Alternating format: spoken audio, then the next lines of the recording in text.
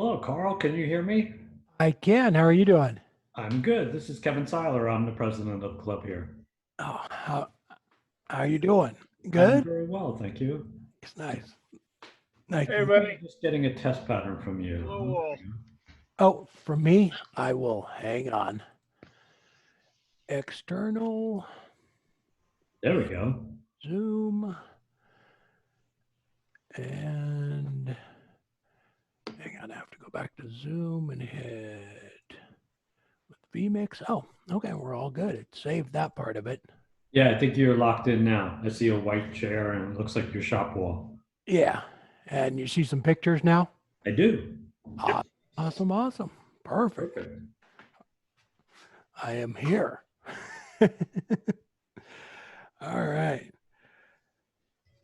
I had the good pleasure of watching you do the demonstration for Easy Tools on Sunday, I think it was, Saturday. Oh yeah.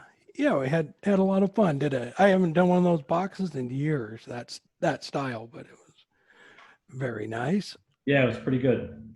Yeah. Your audio is a little low. I don't know if you can hear me well. Is it possible you can turn your audio up a hair?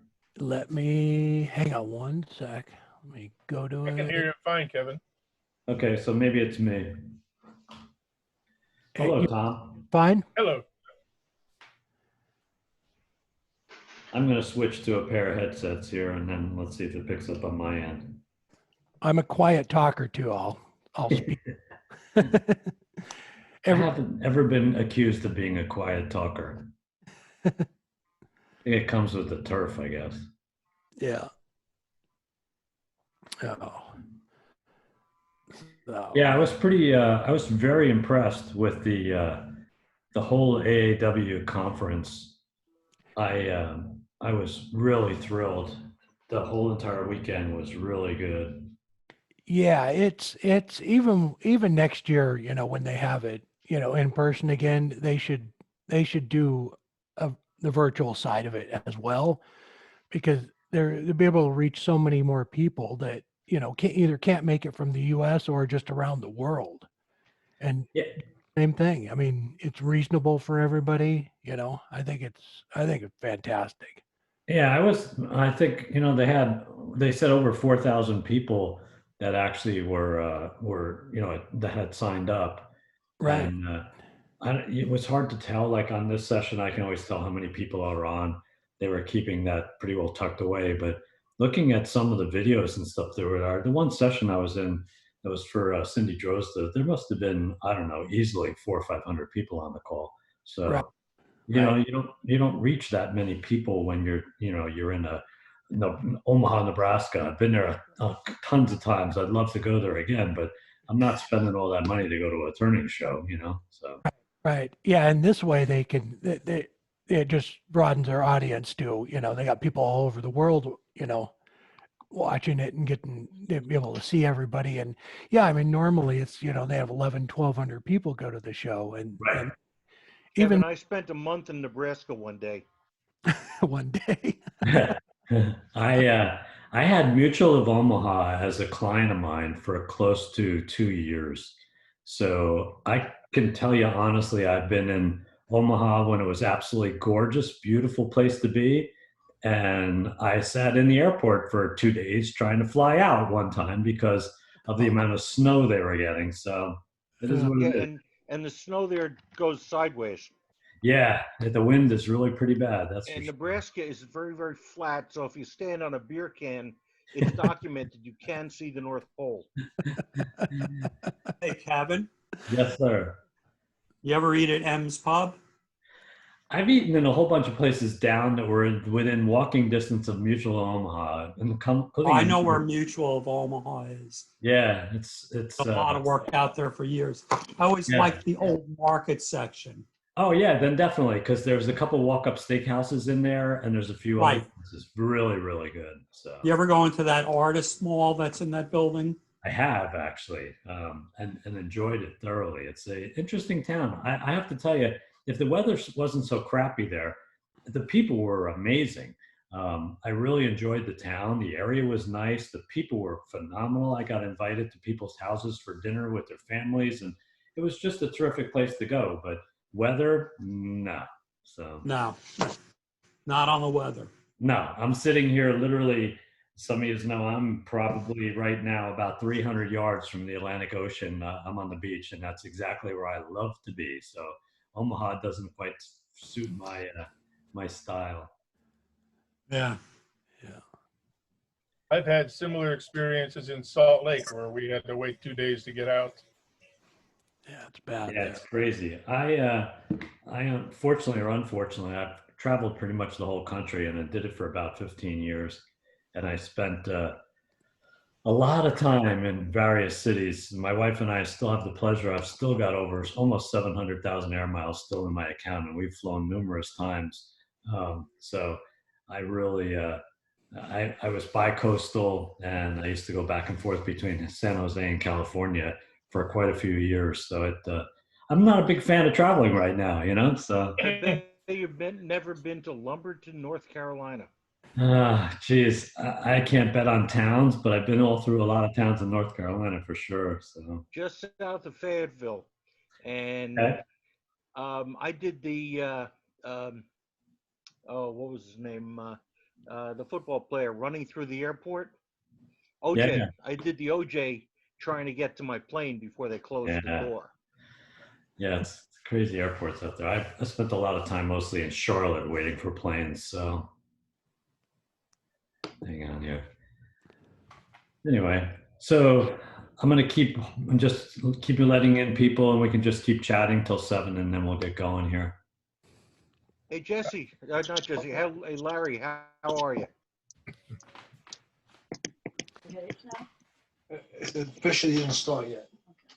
I'm going to leave the microphones for everyone open unless you shut it yourself so everybody can chat if they care to until 7, and then I'm going to mute everybody out. Bruce, I can see the top of your head. Only.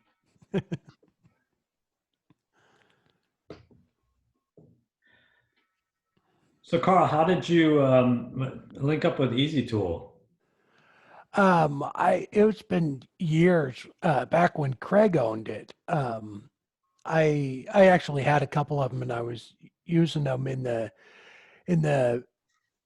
when I was doing the YouTube videos years ago, and we did a Christmas ornament challenge, and this young kid in New York, I don't know if any of you remember or watched the video, but he made a Christmas ornament. We did a challenge, and he made a Christmas ornament, and he didn't have a lathe, so he bolts a cordless drill to a sawhorse and makes a tailstock for it, and because he wanted to enter the contest, and he made this Christmas ornament, and you would never know that's how he made it. Anyway, I was just like blown away at his ingenuity, and so I go, we need to get this kid a lathe and some tools, and so I called Nova and Easy Wood Tools, and that's how I got hooked up with them. I go, you need to, check this kid out, and they go, just tell us what he needs, and they sent him to him, and that's how we started talking back and forth, and just came out of that actually. That's cool. They gave him a set of tools, and Nova gave him a lathe, and yeah, now, well, I think he won Youth Turner of the Year 2 years in a row. Wow. I mean, he's in design and architecture school right now, and he still turns. His name is Justin. Yeah, it's just amazing stuff he does. That sounds like a cool story. I had actually met Craig early on. I used to be one of the demonstrators for Craft Supply for a while at the trade shows. Yeah. And Craig was looking at all of the demonstrators then, trying to hire people to be demonstrators for Easy Wood Tools. Right. But it was just a fun weekend job for me at Craft Supply. He wanted somebody full time, and I wasn't up for it. So Right.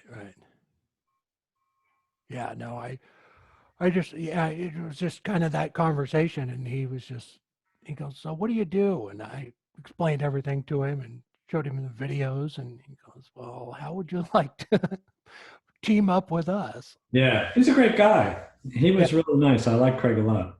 Yeah, nice guy. I'm not as fond of the tools.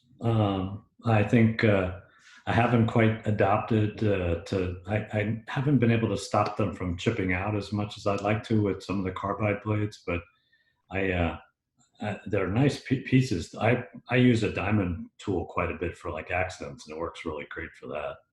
Yeah, yeah. And they, that's why I like on the videos, I go back and forth between the gouges and the carbide just because certain ones do things better. It's just, Yeah, I would never try and turn any kind of softwood with a carbide. It just yeah, yeah. rips it apart. But they're fantastic for other things. And I think, to be honest, for new turners, it gets them over that little scared part of it because they're so easy to learn and Agreed. move on to gouges or whatever. I think it's fantastic. I mean, because anybody can just come right up here and make a pen, if they've never even touched a lathe before with them. Yeah, I think for a new turner, they are really the easiest. Yeah, yeah.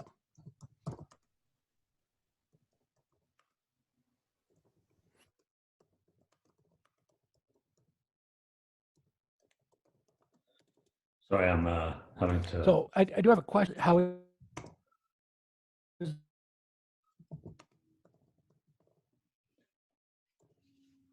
You're breaking up on how me. is there, Out of your there's a video. delay? Okay, You're out of sync. Yeah, I'm losing your video, You're Carl. watching a kung fu movie. really? Hey, well, I'll just have to stay on Chris, camera. Hey, how's it going?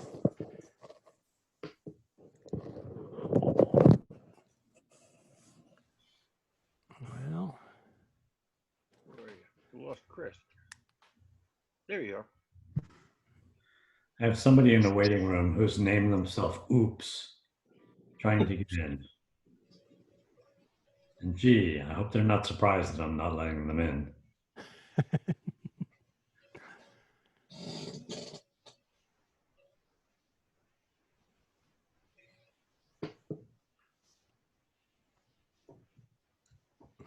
well, Anthony, you're coming through very ghostly with that background. But there's a fine group of people standing behind you. You need to adjust your chroma key. Yeah, I got it. I'm fine. This is not a good situation. Look at that handsome. That's just as good.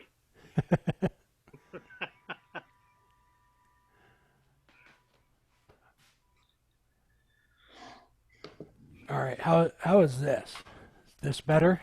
Yeah, absolutely. To be Yes. honest. Yeah. Okay. All right. Yeah. Hopefully there's going to be there might be a little bit of a delay, but hopefully I'll go back to that one. All No right. problem. So Carl, just so you know, as I sent you an email, we're going to do a real quick 10, 15 minutes of just business meeting kind of thing. Yeah.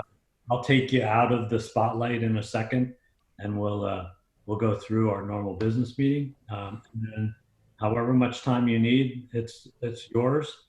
If you like to, sometime through the demonstration and you want to take a 5 or 10 minute break, feel free, just let me know.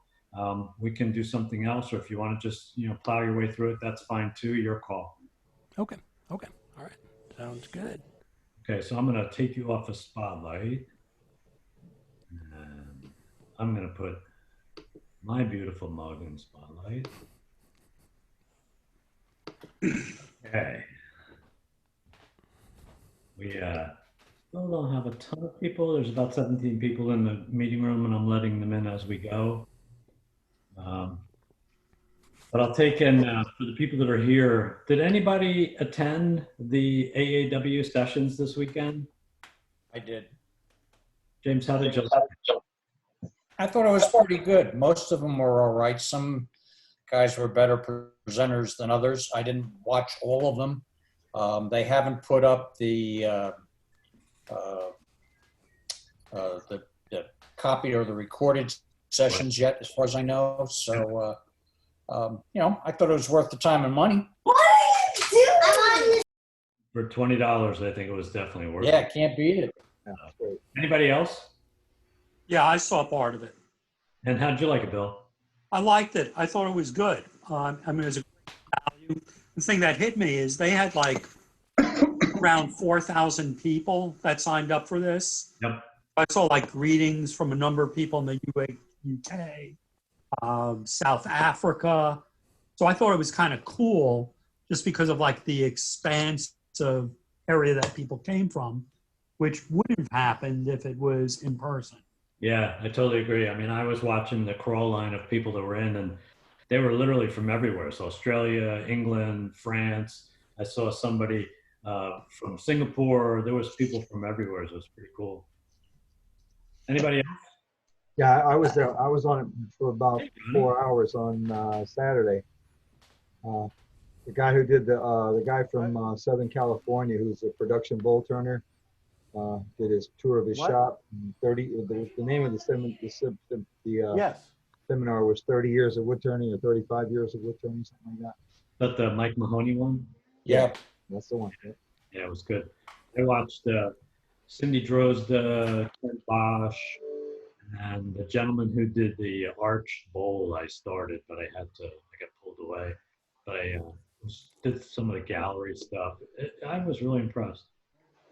Kevin, do you know, are they going to sell like a DVD or access to that after it's all done?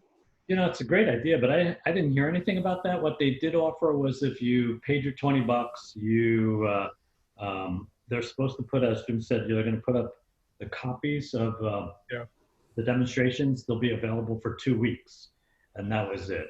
The one thing that I did get that it was kind of worth it, and I don't know if anybody else is interested, if you read Wood Turning Magazine, the one from England, and if you're willing to do a digital subscription to it, they're doing a 30% off coupon that was sort of related to the show. So it's normally $35 a month to be able to get or $35 for the year. Sorry, it's down to $24. So it pretty much the difference almost covered my cost of the seminar, and it was because they're running this 30% promo for wood turning, which I thought was super.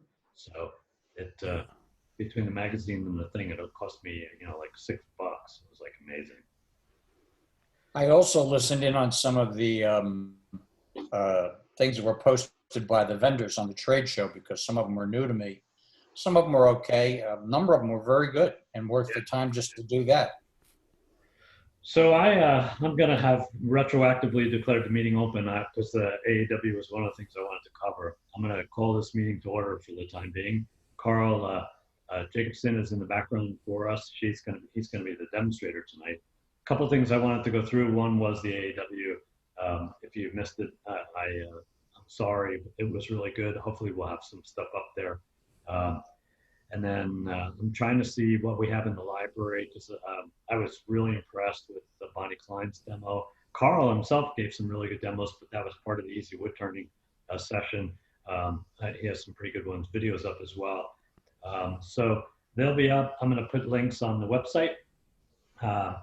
One thing I wanted to cover for members, since we're always keeping tabs on our members with this crazy time, if you guys have the time or something, reach out to Roger Doty. Roger went through his surgery and chemo treatments this past week. I've been told from Norm, who spoke to either him or someone in his family, that he's doing really well. But if you have the time, Roger's in a rehab center. I'm sure he would appreciate a card or a call or something like that. Would be a great thing to do if you can. So, and then that's a good news because he's doing extremely well. On a sort of good news, Ronnie, I'm going to let the turkey out of the bag here. We're going to lose, but really not lose. We're going to physically lose one of our members shortly, Ronnie Van Hess, who has actually been incredibly great of bringing us to the new facility and the storage of the lab, all the equipment.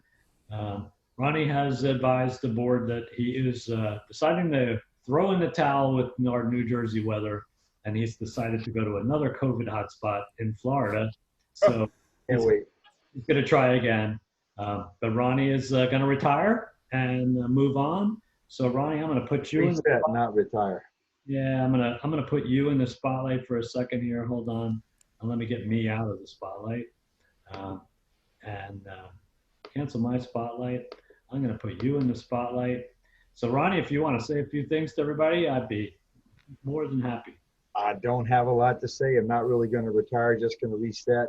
We had planned on this for some years. My wife and I bought a home in Florida several years ago, and with the eventual idea of getting there, a lot of things have changed with her health and mine, and the whole COVID thing has not been helpful.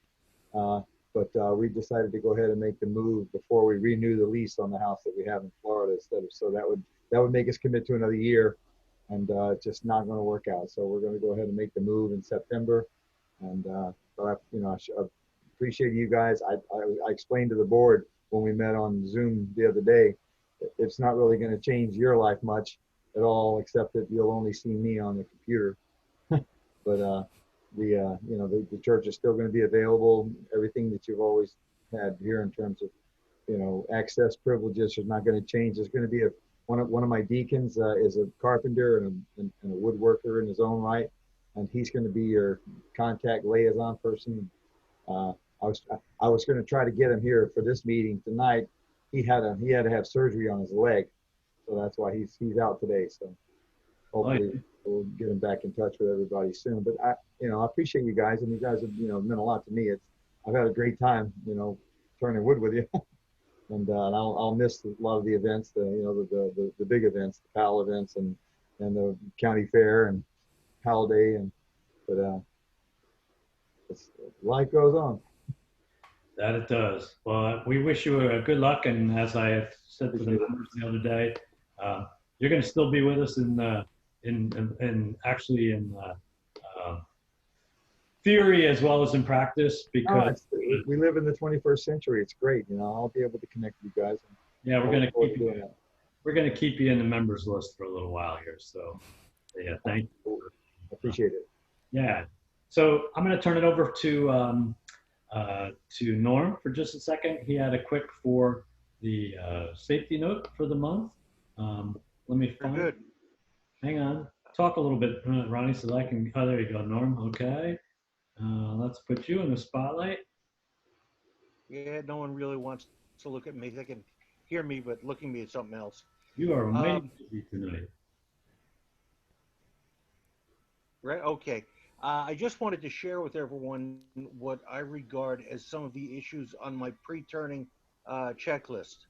And they are not in any order of importance because they're all important to the safety while we're turning. First on the list is lighting. This has been something we've spoken about. What's the best kind of lighting? Fluorescent, LED, whatever. But it's important to have adequate lighting, and both in the area and on the lathe itself and on the workpiece. Secondly, I'd note the floor. As long as you've got, when I once asked the club how much sawdust and so forth is acceptable in the workshop, I was told as long as you've got a path to the lathe, and that may be great, but you also want firm footing, and you want to make sure that if you back up for any reason, you're not going to trip over something. So quickly check the floor around you. Make sure you're not wearing any kind of loose clothing that can catch on the workpiece. Next, I'm going to say something which has been troubling me greatly in the last few days. I do not have air conditioning in my workshop, so room temperature is very important. I can be working on a piece, and I assume you guys can too. And if it's too hot, you're going to get perspiration falling into your eyes. It's going to affect what you're doing, not only the quality but the safety. Also, your grip on the tools might be a little slippery.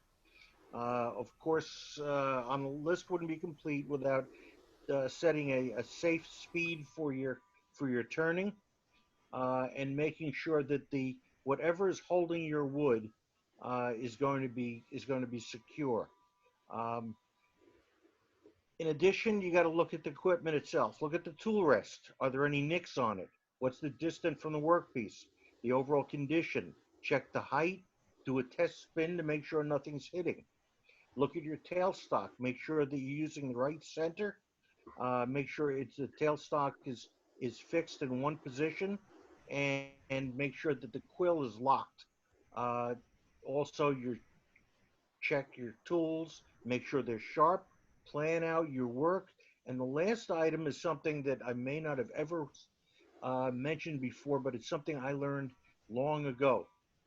When my wife comes into the shop or my son, um, and they have to have something which is absolutely urgent to speak to me about.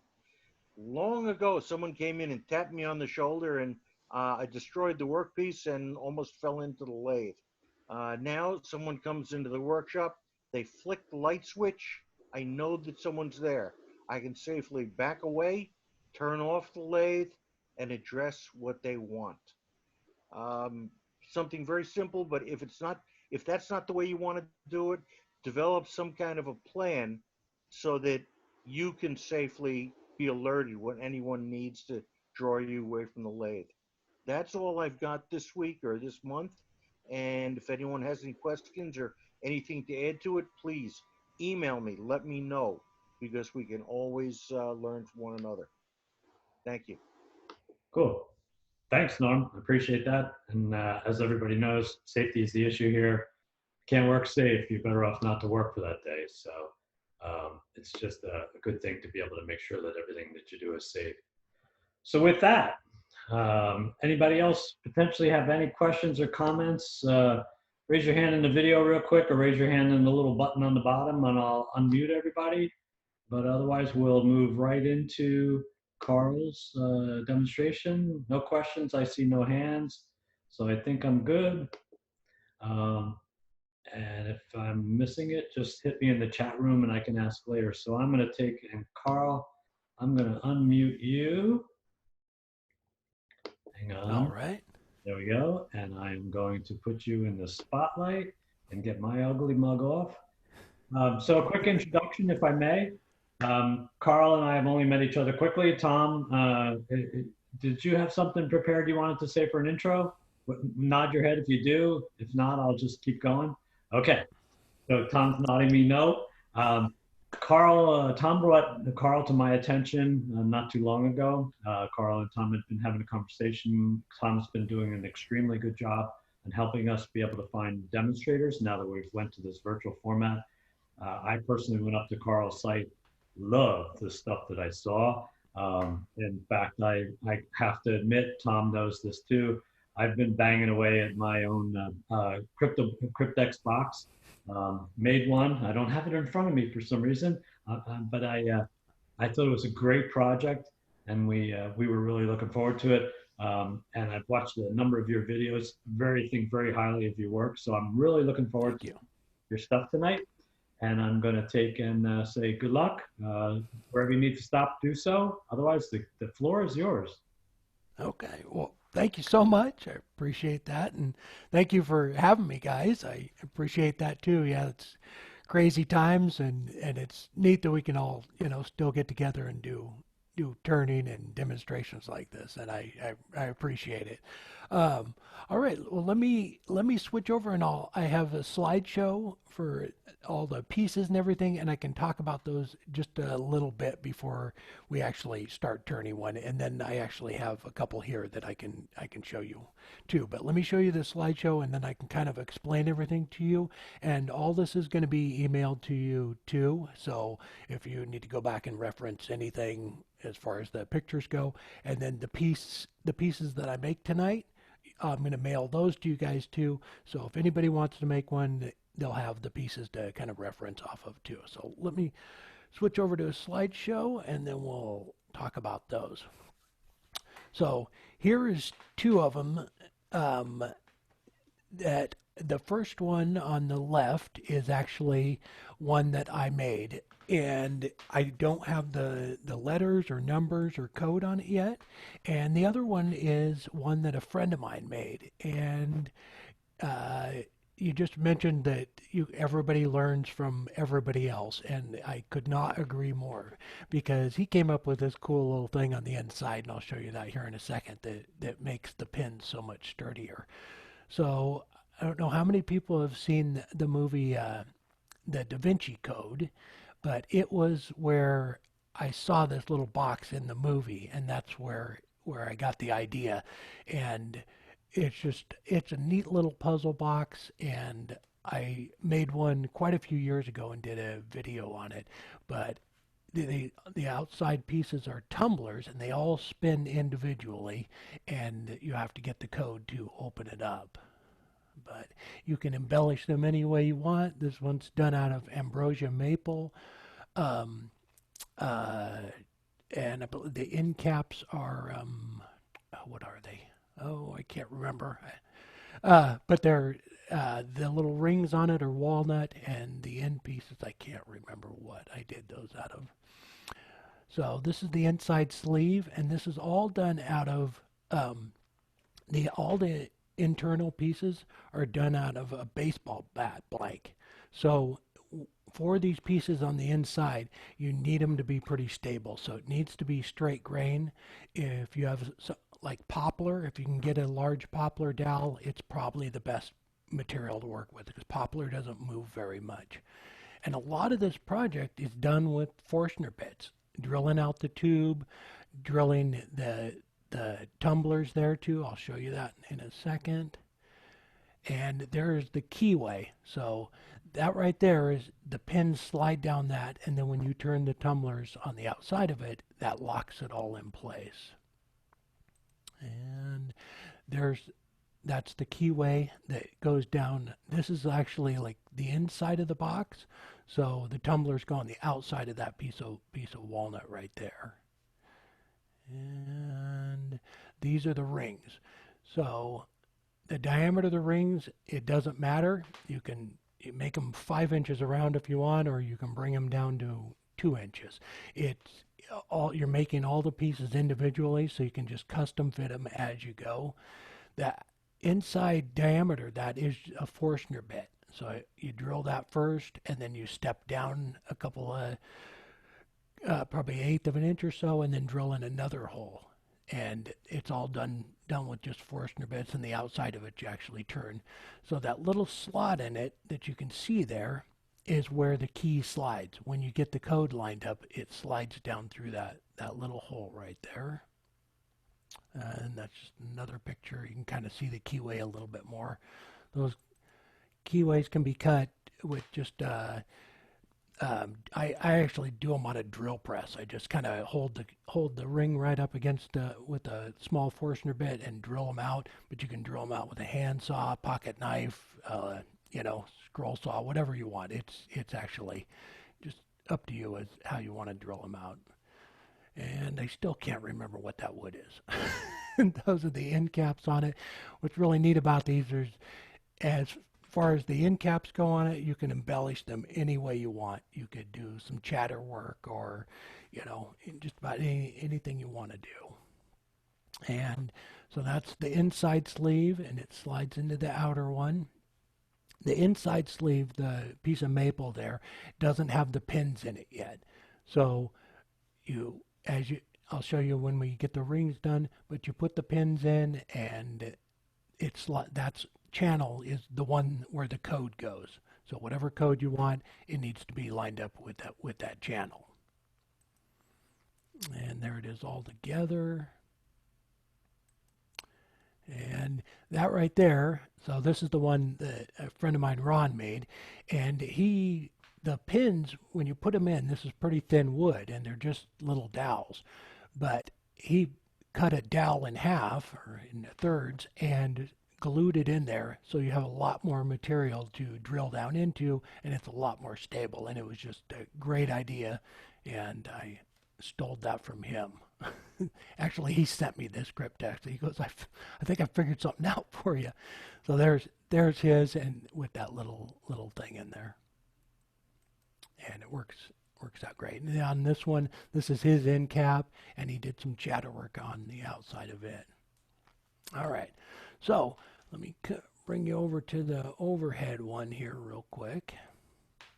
And along the way, if you have any questions, please stop me at any time. It is, without having it all with you, it might be a little bit confusing, but hopefully it'll all work. I do have a question though, real quick. How is the video quality? Is good? Looks good, Carl. Okay, fantastic. All And right. let me just stop you for a sec. So everybody, I have muted all of your microphones. So if you want to ask a question and you just start talking, nobody's going to hear you. You have to unmute yourself, ask your question, and then I'll ask you to please just mute yourself after you're done. But as Carl's invited, anytime you have a question, let's just put them out there. Yep, absolutely. Thank you. So this is the same one in the picture. It all slides together like that. This is the little stop ring on it. They all go on there. They all spin individually, so that when you get the code lined up, it comes up and they line up on that groove right there. And this, when you're all done, this little piece right here gets put on there. It has a groove in it too, and this piece gets glued on, so they won't come out. But these will still spin.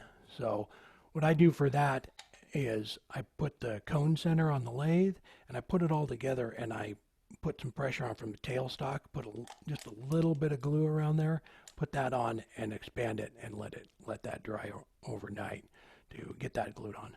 But this one don't have the coat on it yet, but you can get really creative with them. I just got a CNC machine, and the reason I got it was to do these tumblers. I want to get the fourth axis for the CNC and be able to put my numbers and letters on it, because you can burn them on, you can, do stencils and things like that, but I just think the CNC would do a better job. And here's the one my buddy Ron made. I'll show you that real quick, and that's that little piece he put in there, which is a great idea. And so, and his code was Sesame to get it open. He just mailed it to me. It was all together. I had to figure it out. But yeah, you can do a lot of fun stuff with it. Let me grab a Forstner bit, and I'll talk a little bit about that. And as far as diameter goes, these are baseball bat blanks. They're just, you buy a blank, you could probably get probably 3 Cryptex out of 1 blank, as far as the tumblers and the inner and the outer sleeve. So you get a few of them out of 1 blank. But like I said, if you had poplar or something else, you could use that too. And then the end caps, you can embellish those however you want. All right, so as far as the size of the Forstner bit, I'll email a couple links to, I think I've done 2 or 3 videos on how to make the Cryptex, but it doesn't matter what size the Forstner bits are. You can make these, 7 inches around if you wanted to, or you can make them teeny, so it's just up to you. All you need to do is, when you drill in the larger Forstner bit, you need to be able to step down, so to the next one. So that's the only difference. Is as far as that goes, it's just you need to step down to the next size. And this is just the same thing. I just chuck that up in there, and the diameter on that one is about 2 3/4. So get this set up. We'll drill into it. And you always want to do the larger bit first. We'll do that one.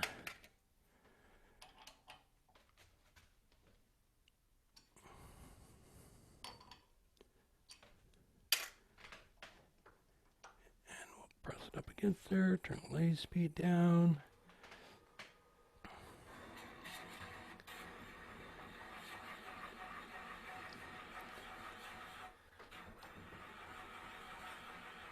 Can you please tell us what RPM you're running at? The RPMs is probably 150 or so.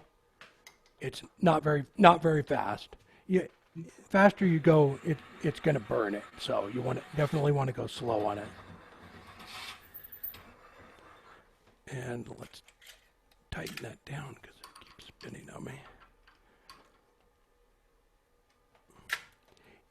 Yeah, just keep the RPMs down.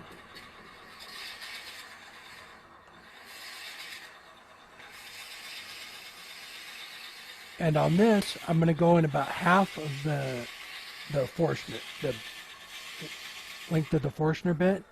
And as far as this goes too, as far as how deep you want to go in, this is completely up to you.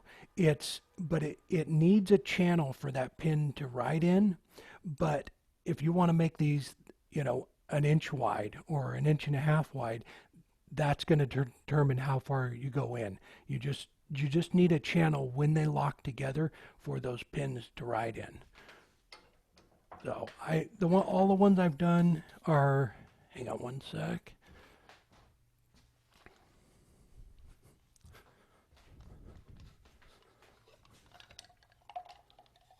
Grab this, keep this right here. So all the ones I've done are about this size. It's about 3/4 of an inch. With the little thing there, it's about 7/8. So those are, I haven't done any really thin ones or any really wide ones, but it's all just basically, if you want to make a thicker one, you just go in deeper with the Forstner bit and make your tenon out here longer. So let me drop down with another bit here real quick. And let me switch the camera over too, so you can see the other side of it real quick.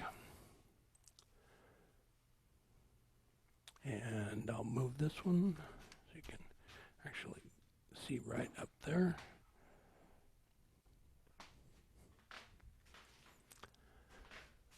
There we go.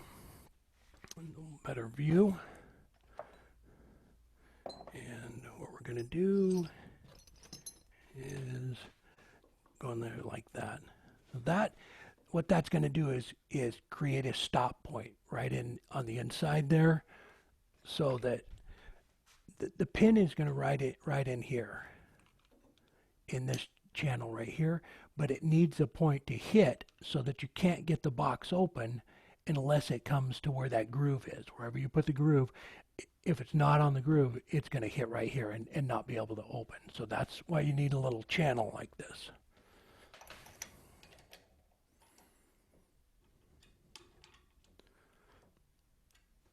And slide it right back in.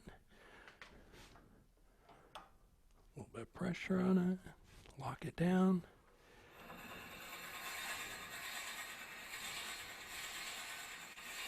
And I'm going to go about halfway in on this one as well. And oops.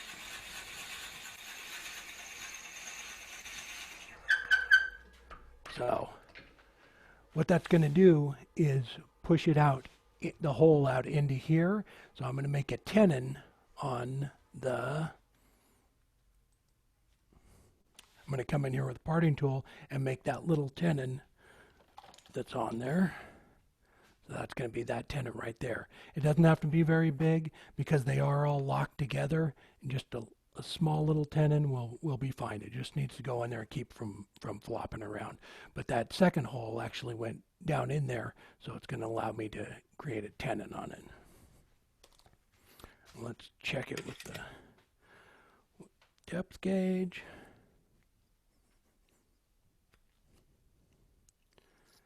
And hang on one sec. We'll go do that. Come out here on the outside of it. And we'll mark, that's at the very bottom of the hole. Right there. So we're going to come back here and make our tenon right there. Just like that. And just doesn't need much. Slide that back out of the way. All right, we're all good. Put face shield on. Sound like Darth Vader. And we'll go ahead, put that one on there. And that one there. All right. Turn the lathe speed up to about 2,000.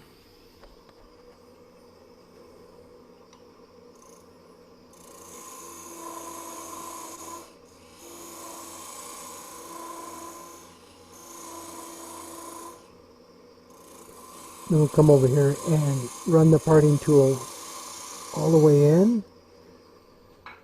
So we have our 10 in there, and then that second cut right there is going to pop through and actually pop this off. So what I normally do is I have my piece like this, you sand it all, you get it all finished so that when you pop this off, it's all ready to go and done. You don't have to put a finish on it yet, but if you want to, you could actually put a finish on it at that point. So that way they're all even. I usually use the skew to get it all straight, use the calipers to test it, so when they all come apart, they all look nice and smooth when they're on there. All right, so I'm just gonna come in with the parting tool and go ahead and part that off. So this piece right here is gonna make, it'll make, 5 or 6 rings, and you just keep doing the same thing. You just keep parting them off and going through it.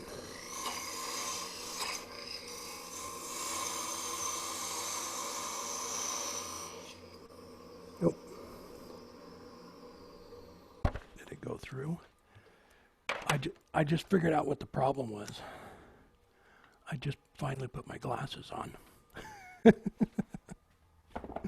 All right, I'm gonna come back in here real quick with this and see if it'll pop off. 'Cause I think, it might be down there. We're going a little bit further. So you don't want to go too deep with this because you have to come back in with another Forstner bed and do it, but it's actually right there.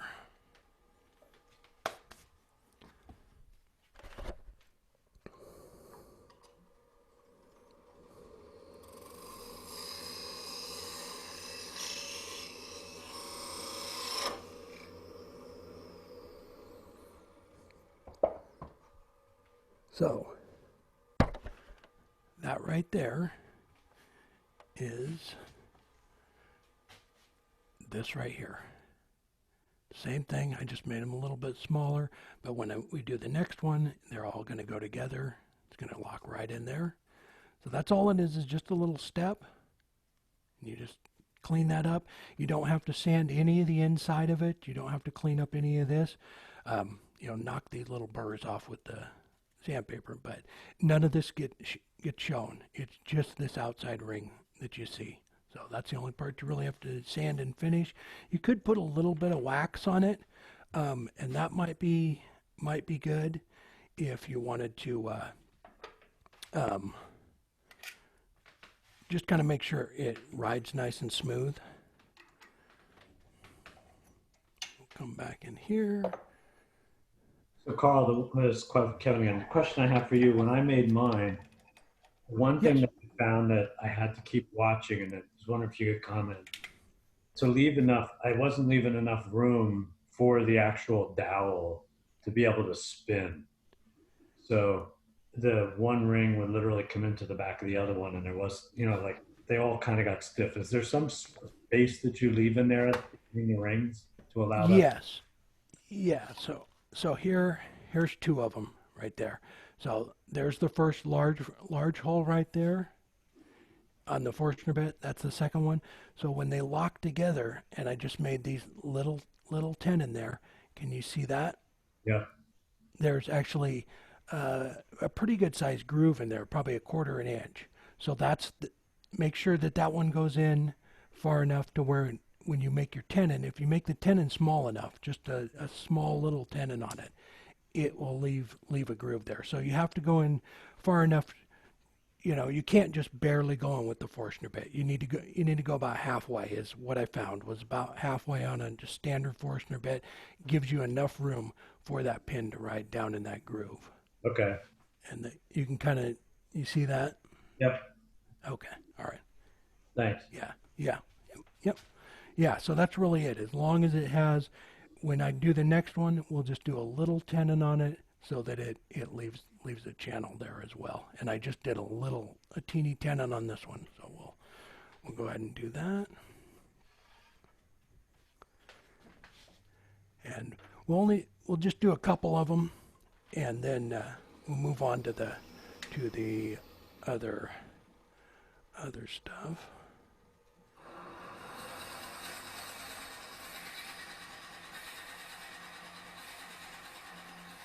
But they're all done the same way, whether it's the first one or the last one. They're all the rings are made the same.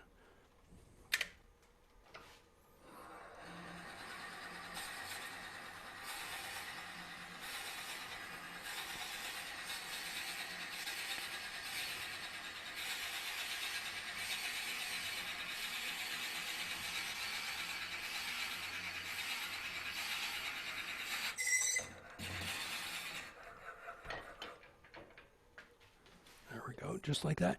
And then you just keep working your way down. It's the same process all the way.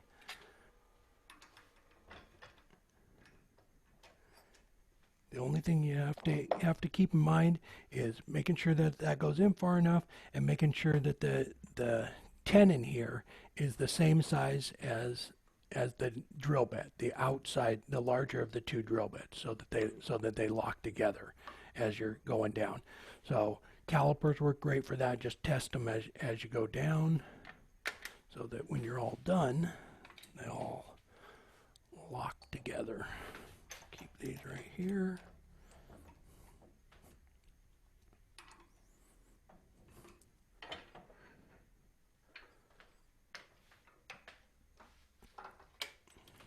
Set that.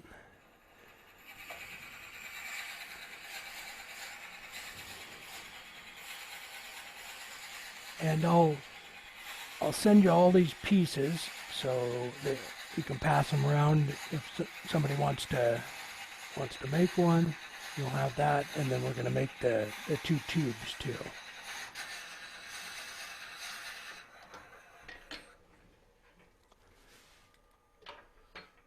Come right out here,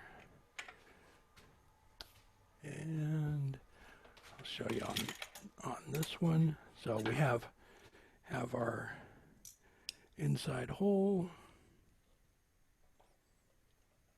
the larger one. We'll check our depth real quick. Where did it go?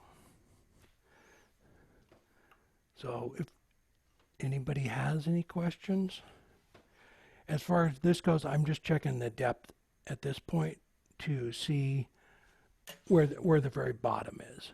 So what I do with these is that one goes on like that, and I want to make them all the same width.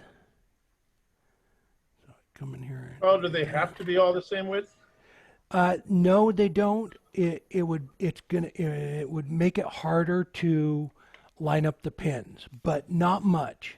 You could actually, it wouldn't take much to do it, I think, because you actually mark the pin. You put, when you're all done here, you take the rings like this. You put the first one on.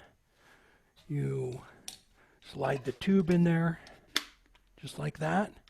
And you take this, you turn it away from the hole, and you just take a pencil and mark right there, right on the other side of this, just a little bit away from it, and that's what the channel that rides in. And then you take the next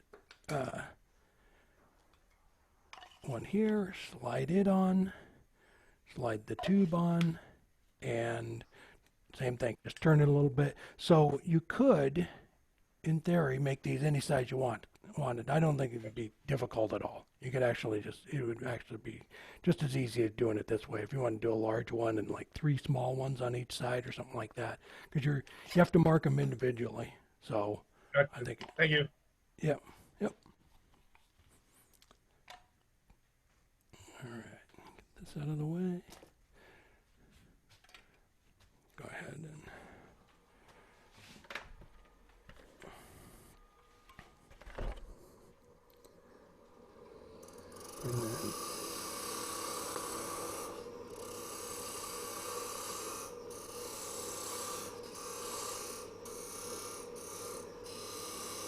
You can kind of see what I did too was taper these and I forgot this. So taper them in just a little bit so that they just seat together on the last one. So that they're not bowed out this way. You want to cup them in just a little bit so when they seat together, there's a nice tight fit on it. So just do that, and you can do that with the parting tool. And again, you're not going to see that area, so you don't have to sand it or anything. So that's this diameter there. Bring that down a little bit.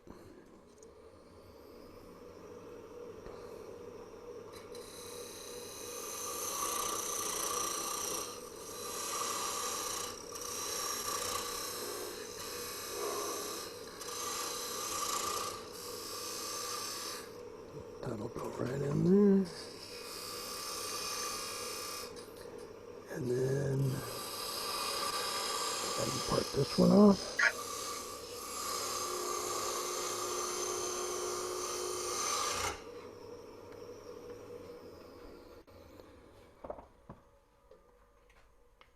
And then that will lock right in there like that. So, right in, and then that'll leave you that channel right there. It's a little small, but it's not too bad. All right. So, all right. We'll come back to this piece. How we doing on time? I think you're fine, Carl. You're only 30 minutes in. You've got Okay. as much as you want for another. We figured normally we close up around 9:15, so Okay. no rush. All right. Carl, do you sand them before you part them off?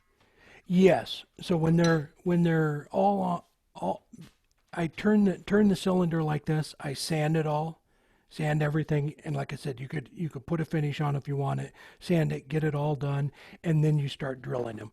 You're going to come in with a parting tool, and so there's going to be a little bit of chip out on it, but you can just touch that with a little bit of sandpaper to get that edge. But yeah, you can sand it and get it all ready to go. I think on one of them I did. I took all the rings. I can't remember, but I took them and put them all together, and I want to go together. I used a cone on each side. After I had them all done, I put a cone on each side and then sanded them all that way. But other than that, it's I kind of just do it as I'm going. So on this right there. Can you explain again how you decide where to put the pins? Yeah. I'll show you that real quick. So grab the other piece of it. So on this, after you get the tube, the outside tube and the inside tube done, you glue them into your end caps, and once it's all together, just make sure that the inside tube goes all the way to the end. So you have some material to work with there. And so when they're all lined up and all have those little grooves in it, that's the only time that this inner sleeve is going to come out. This is where the pins go. So you slide it all the way in and then rotate it so that you're on the flat spot, and you put the pin right here, just a little bit away from that shoulder, away from the tenon there, just enough for whatever size pin you're going to put in it. And then when you move the next one over, have it off of the thing, do the same thing, just place it out here, because you're going to drill into this and put a little dowel in it. So put a little dowel, a little piece of, I think I used aluminum rod one time, just, little pencil-sized aluminum. You just move the next one down, lock it all in, move this over, and then mark where you're going to put it, and just so on until you get to the end, your last one. So that when everything goes together and all these grooves line up, that's the only time it'll come out. If one of these is turned, it won't come out. It'll hit that pin. So, I'll show you real quick. So that pin is going to line up right in that groove right there, so that when it spins around, kind of see. So it's riding in that pin. When it spins around and the grooves are lined up, that's the only time they'll slide through there. Other than that, it'll hit that shoulder there that you created with the Forstner bed. That answer it? Yes, thank you. Okay, you bet. You bet. All right. So as far as the sleeves go, they are, the outside of the sleeves are the inside diameter, the smaller Forstner bed. So just mark that. We'll go ahead and bring this down a little bit. If you had some smaller dowels too, depending on the size you're doing, I'm going to take a lot of this material off to get that down to that size, but you could use smaller dowels as well, or smaller pieces of wood, but we'll just bring that down real quick. And it's, the little sleeves are done with a Forstner bit as well.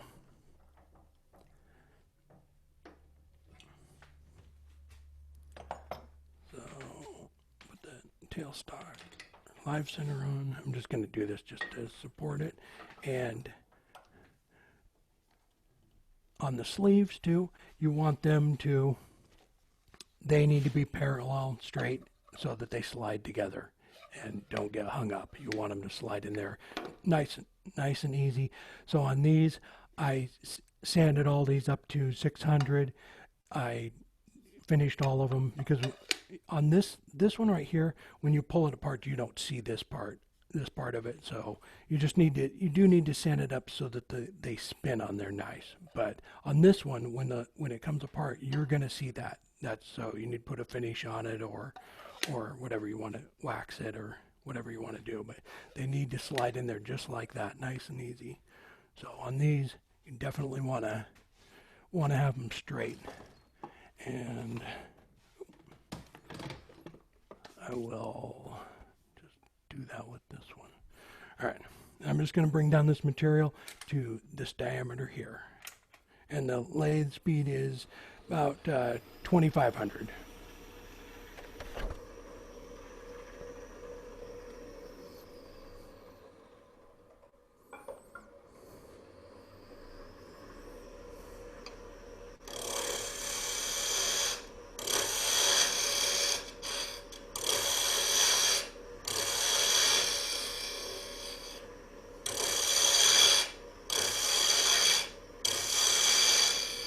What I normally do is get it down, get it really close to the diameter, and then I take a piece of sandpaper on a block and run it down with that. I sand it with a piece of wood and put a piece of sandpaper on it and sand it with that so it's all nice and smooth.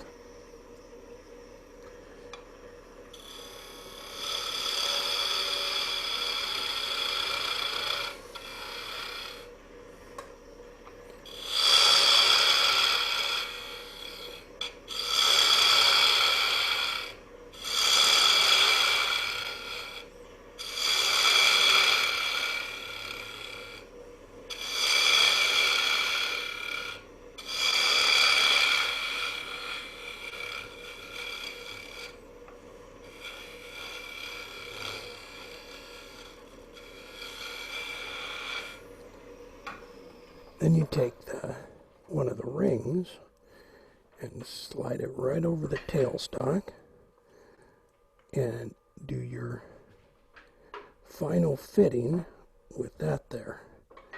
And that way you can sand it when you get really close. And actually, let me pull that away real quick because I think I need to sand it. It's rough. Is everybody still there? Yep, doing a great job. Sorry, it took me a second. I have to keep unmuting my thing here. So. It's kind of odd. I'm, just talking to myself, and I wonder if everybody left or got disconnected. No, it's all good. I just I find myself talking and then realizing I have to push the talk button.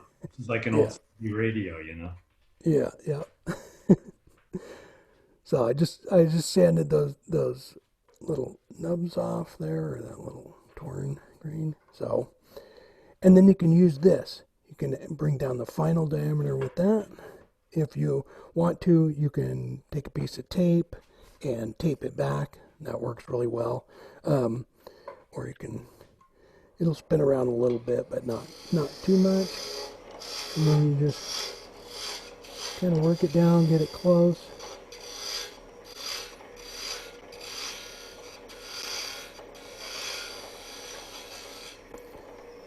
So Carl, while you're doing that, one of the things that I found I struggled with, I had to actually make the piece, both the inner and the outer inner rings.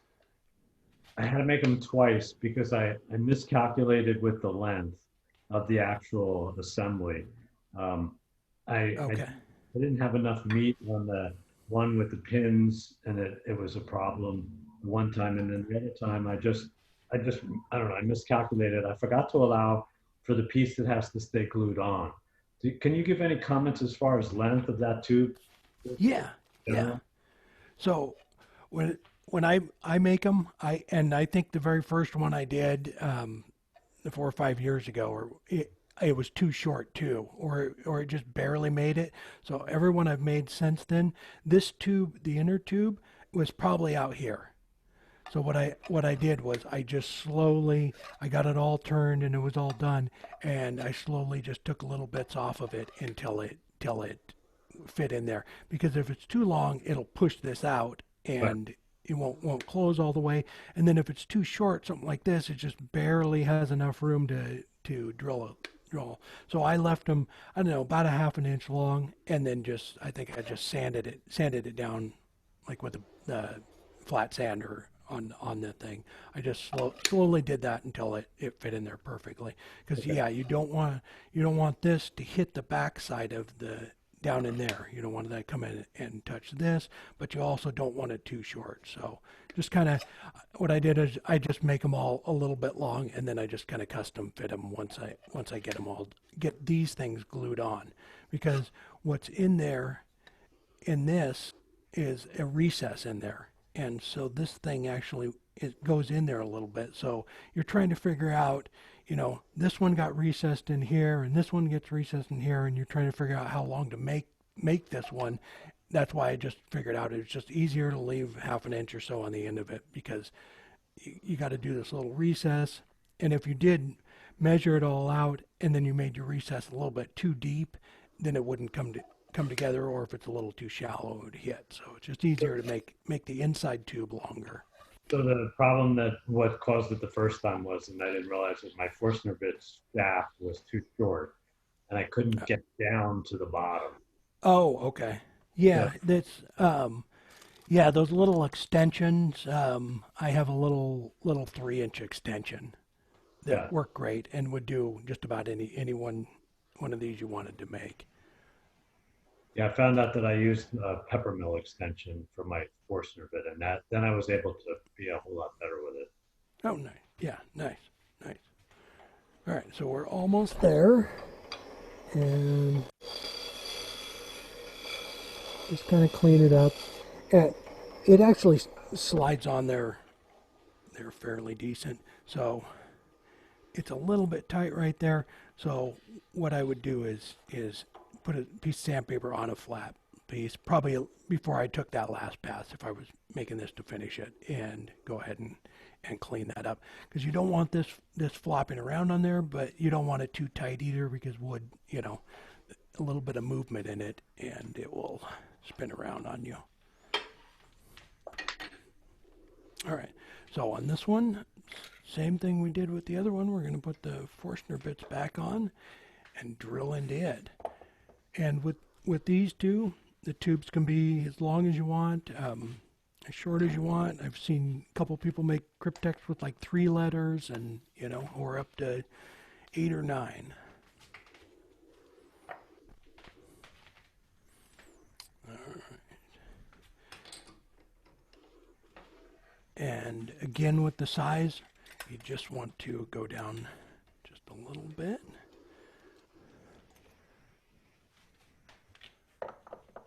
So this one's a little bit thinner, and and that one's a little bit thicker, but it doesn't really matter. I just try and get them close, but I made this one actually pretty thin. So all you want to do is leave a little bit of meat on there, because when the Forstner bit goes into it, if it wiggles off a little bit, you don't want that.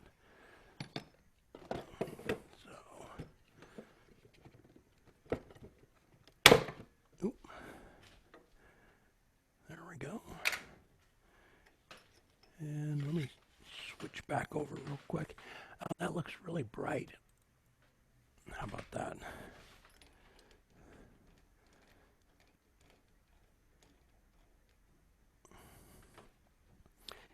Yeah, so for like this one, you probably don't, it's going to hit back there, but, and I would need to put the extension on it, especially if I was making one this small, I would need to add an extension to it.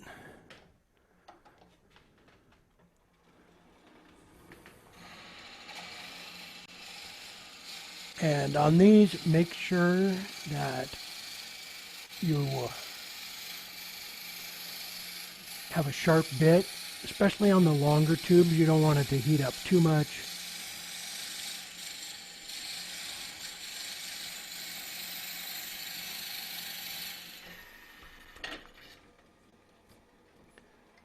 And I always back the Forstner bit all the way up so that it doesn't have a bunch of wobble out there. And then I bring it back up and lock it down. Oop. All right, and then that creates the whole tube right there. And we'll check it with the depth gauge. So we're right there at the bottom. So that's the bottom of it.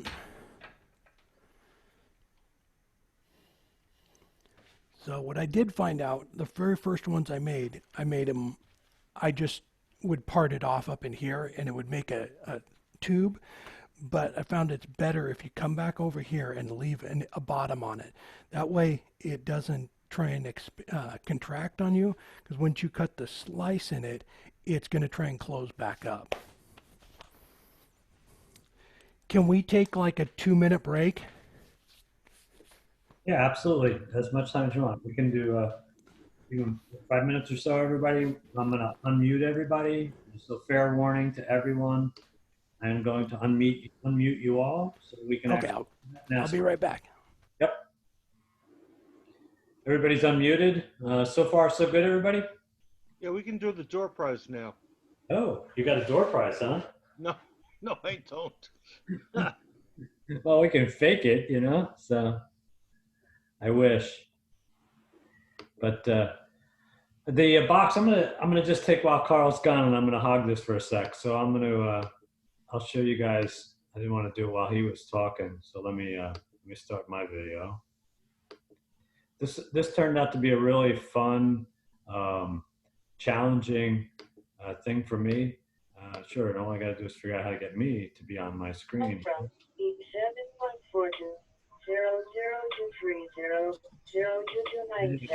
Meeting some more people, I guess. Huh? Hold on, where can I show my camera? The video. Oh, I know why. Hold on one sec. I have to get Carl out of the cancel the spotlight and put me in the spotlight. There you are. Okay, so I can't see me, but I'll take it that everybody else can see me. Yes. Yeah, you're up good. Yeah, so this is so far my box. I showed it the other day. And one of the things that I was asking Carl that I had the issues was the space here between the rings. When you put them together, you really have to have, and let's see if I can show this because he's got better cameras. Inside here is where the pin rides. So you have to have enough space in there because you have pins that are sticking up, is what he showed. Let me move this off a little bit. So you end up with these, sure. these pins in the piece, but if you think of it, you actually have a ring that's riding on it. So here's the ring. When you put it on, you have to, I'm sorry if I'm making you dizzy with my camera work here. You have to take the notch and it has to be on where the pins are so that you can slide it through, see? So if it's not, it hits the pin and that's when it locks. But the pin is still floating around inside here. So you have to have, for the next ring, you have to have enough space. Remember that pin is in there for it to be able to go in so this ring can turn. Does that make sense? So that what I kept doing was I was making these recesses way too deep, and then when I put it together, I couldn't get them any closer than that because the pin was in there. So I actually sanded down. You can see this one's really burned. I sanded this down on a flat sander and actually cut down the thickness of the tenon because the original ones I finally came to with my tenons where they were, damn this camera. Would a smaller pin work better? Well, you get to the point where a smaller pin, and the problem that you have, if you see these are 1/8" dowels. They got to be strong enough so that if somebody gets pissed and they go, "Urgh," it doesn't snap. Because you really have the urge to do that every now and then. You know, it's like, I guess that's why he went with the aluminum pins that time. yeah. And I Yeah. strongly suggest in his video, he says, number your rings and number them where the notch is so that if you're playing with it and you start to glue it up, you can remember how to open it up. Because otherwise, you get it all glued together and you're stuck because you can't see the notches anymore. So, because now I can see them, you can see they're in there and you can see them spinning. Here, I'll put it closer. You can see the notch spinning, and the only time that this crypto box will open is when the notch comes close to the pin. So like now I can get it, oops, I can get it off because the pin's lined up. But if I move it over, guess what? I can't get it apart. So now's when the strength of the pin really, comes into play because you have to get it off and be able to continue. And the worst happens is when you do all that work and then you suddenly realize that you glued it together and you don't know where the pins are. My word for it. It will happen to you. So, Right? Hey, Kevin? yeah. See the pins? You see it? Yeah. Well, that's what somebody did with mine. Just yanked it out, broke all the pins off. Oh, yeah. Oh no. No, they do. Force it. Yeah. And unfortunately, I haven't quite. I've made 2 of these so far, and it's been fun. I haven't had any real damage, but you can see this one just from the wear and tear. This one is a complete one. This one's already starting to give up the ghost. So I took it, and to fix it, I made them so they're just pressed in, so I can actually replace it, and once I get it figured out. So, but anyway. Oh, nice. Yeah. So, Carl, you back? Yes, I'm back and ready to go. Well, that's cool. Explaining my my terrors and troubles of trying your project here as a tech. It was when I made the first one. It was like it took me forever to figure out how to do it and the spacing and all of that. It was, I think when I did the very first one, my pins were about the size yours are, and I ended up like sanding them down into like V's so I could get it to spin. It was Yeah, I spent a lot of time sanding, flat sanding, figuring it out. I've made 3 of these center cores so far because they were too short or too long. But this has been a great project. I had a ton of fun with it. I hope we have a lot of people that do it. We're going to do next month is we are, as you probably saw in my email to everybody, we're doing a super show and tell. We've had a couple of demonstrations over the last 2 or 3 months as we went through COVID virtual here. Some of our members, Chris and Bill, have done some really great demos. We've had yourself, and we've had one other person demonstrating. So we're hoping this August meeting will be when we can do a super show and tell of everybody's projects. Nice. That's awesome. Give me a couple pictures.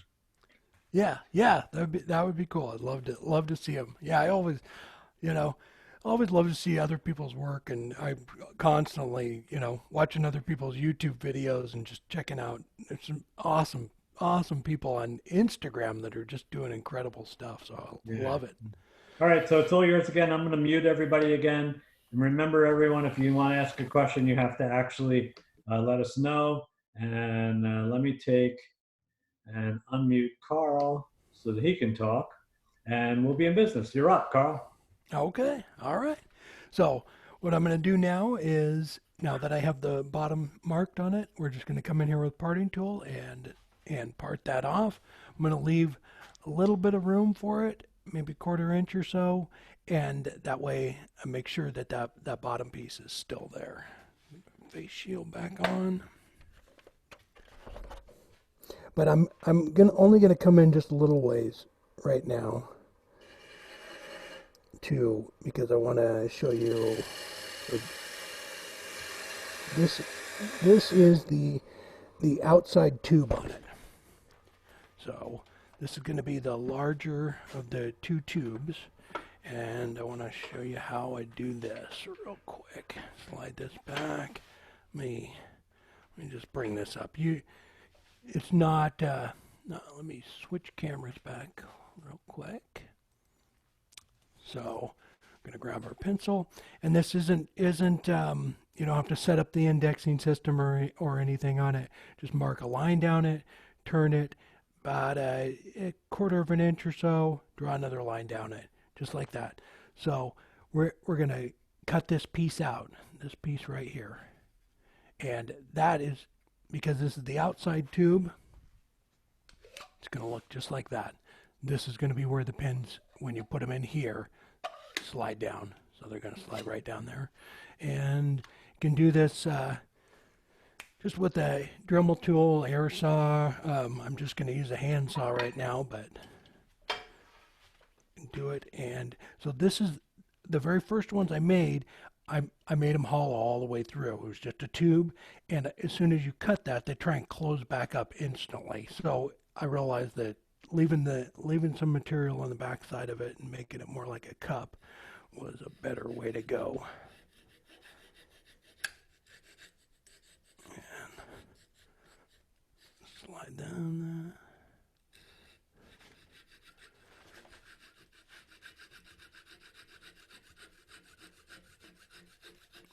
And well, it's going off way at an angle. So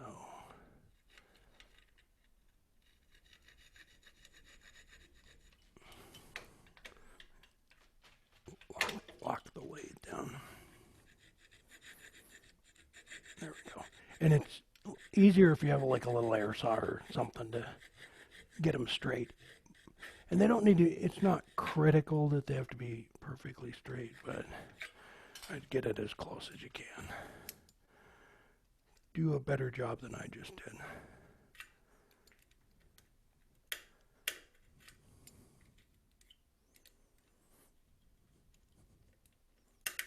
There we go.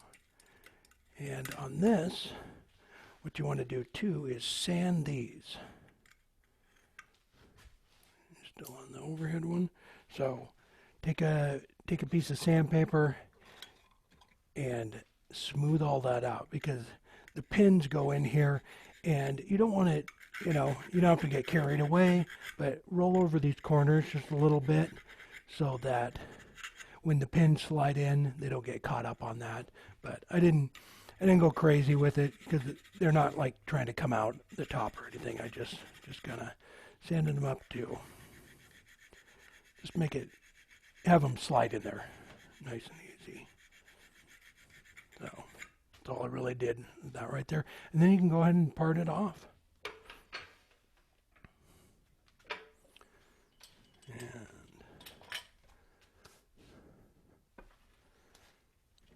grab all my stuff.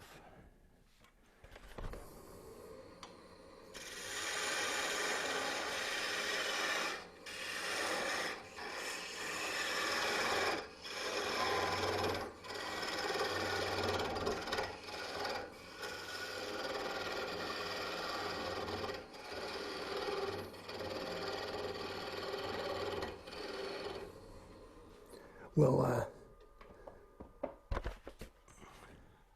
let's go ahead and saw that off. So this is the inside tube too, and you don't have to get carried away with it, sanding or anything. It's all going to be glued in. So about where that line is, that is going to be glued into one of the end caps. So it goes just like that. And so when I'm making the end caps, I just custom fit that. I don't have the size for the Forstner bit on the outside here, so I just make a recess in there and just pop those in and glue it up nice from the bottom there, and it pops right in. So, and it's the same on this side. I think I may have glued that one in already, but yeah, it just pops right in there. Oh, one other quick thing right here. I keep showing you this, and it might be a little confusing. So this ring right here isn't doing anything.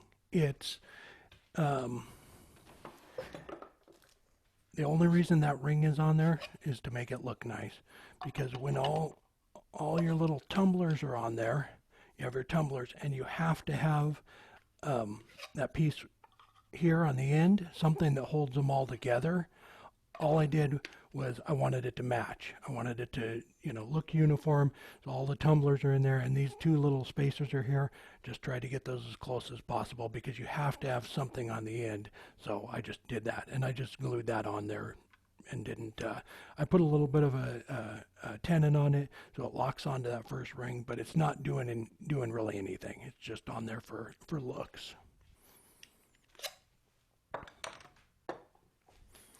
All right, and then, so let's actually take this real quick and make this into one of the end caps. And so I'm going to actually just, I'll just come right across there. Hang on, and we'll make this one of the end caps for it.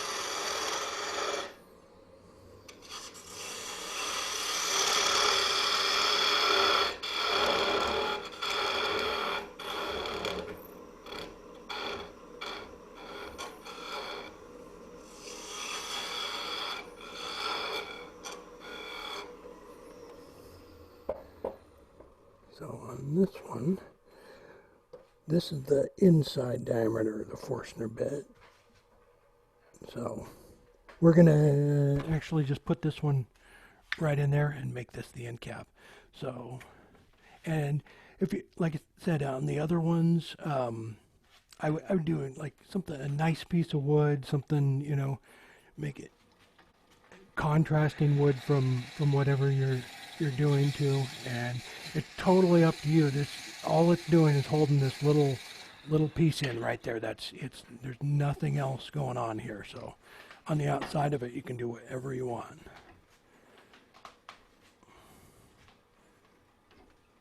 Let me slide this out of the way.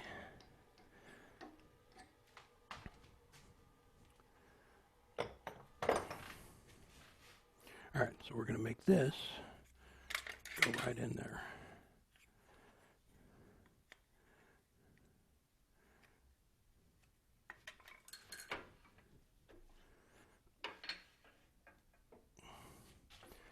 How is everybody doing being locked down all summer? This is crazy.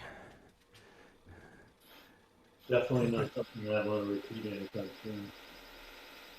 Pardon me?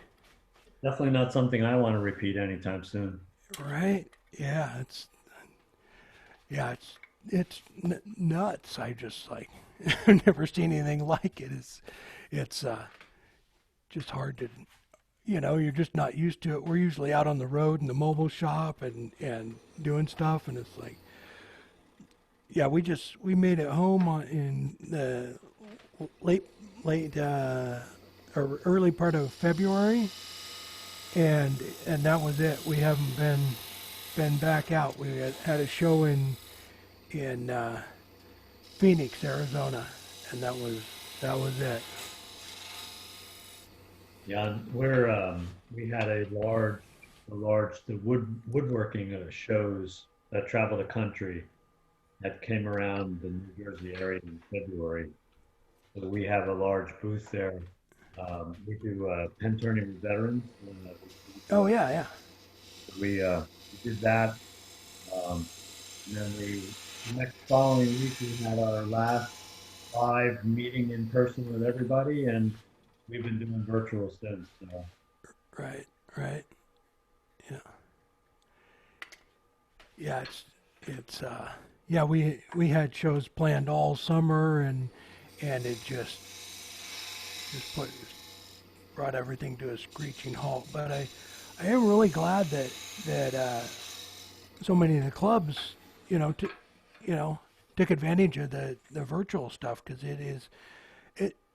I love it. I think it is so cool that you know the clubs can get anybody from anywhere in the world, to demonstrate now.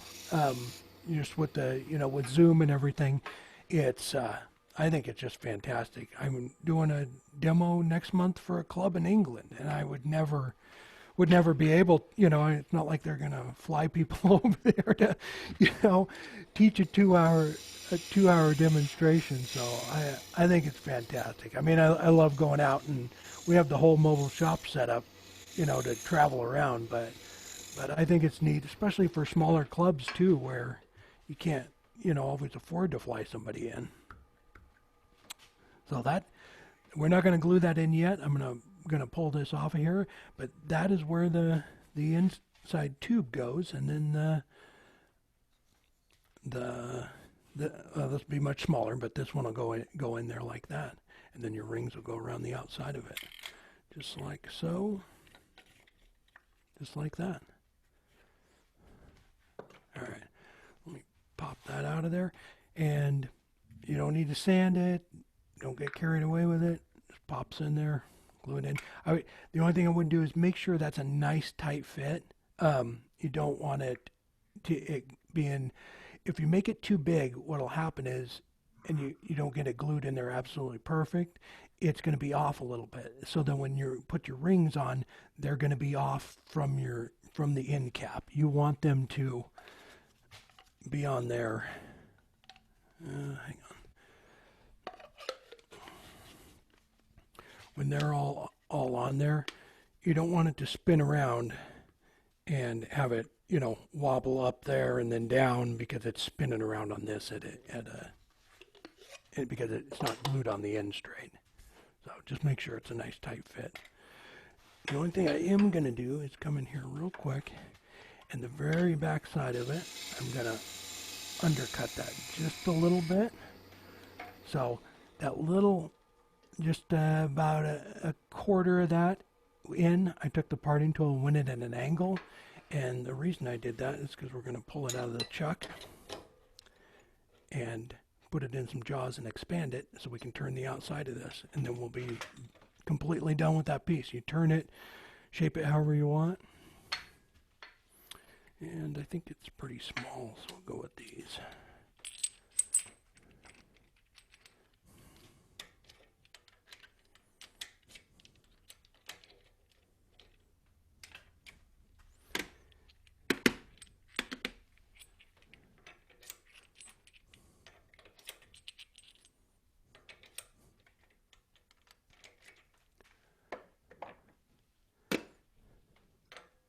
What type of chuck is that, Carl? If I had a nickel for every time I've heard that, it's an easy wood chuck. And do you want to see it again? No, that's okay. It's okay. I get more people asking that question, I think, than anything else. It's you don't have to, the jaws aren't numbered, you don't have to worry about that. There's no Allen screws, it's just that one little pin that releases them, and when you put them back in, you just press them together, and they works fantastic. All right, I'm just going to bring up a little bit of pressure from here until I get get Hey them Carl, basically. does that chuck have the insert, changeable insert, or do you have to buy them for the size of the blade? I'm sorry, I didn't understand. I have a Nova 1 inch headstock and I have a Nova 1 1/4 inch headstock. So I have Oh, inserts that allow me to change the chucks. yeah, they actually have an insert that you can change it to. I think it's a step down one, I believe. Okay. Yeah, it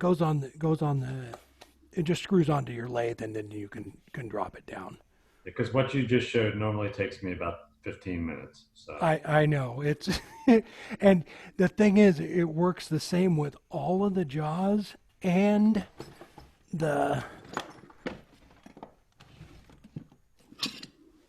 even the coal jaws oh wow. are the same way. They just press them down, it locks them in, little hole right there. You stick that key in there and it pops them out. Pretty cool. Yeah, it's definitely a huge time saver. And before I had 3 chucks before I got this one, and now I only have 1 chuck. That's it. Yeah, I have 3 that I keep set up. Yeah, I did the same thing, and now I just can change jaws that fast. In between, whatever it is I'm doing. All right, so we're just gonna round this over real quick. And the reason I brought that tailstock up is because it's just basically being held in there by that little recess. So until I get most of the material off here, we'll just give it a little bit of support.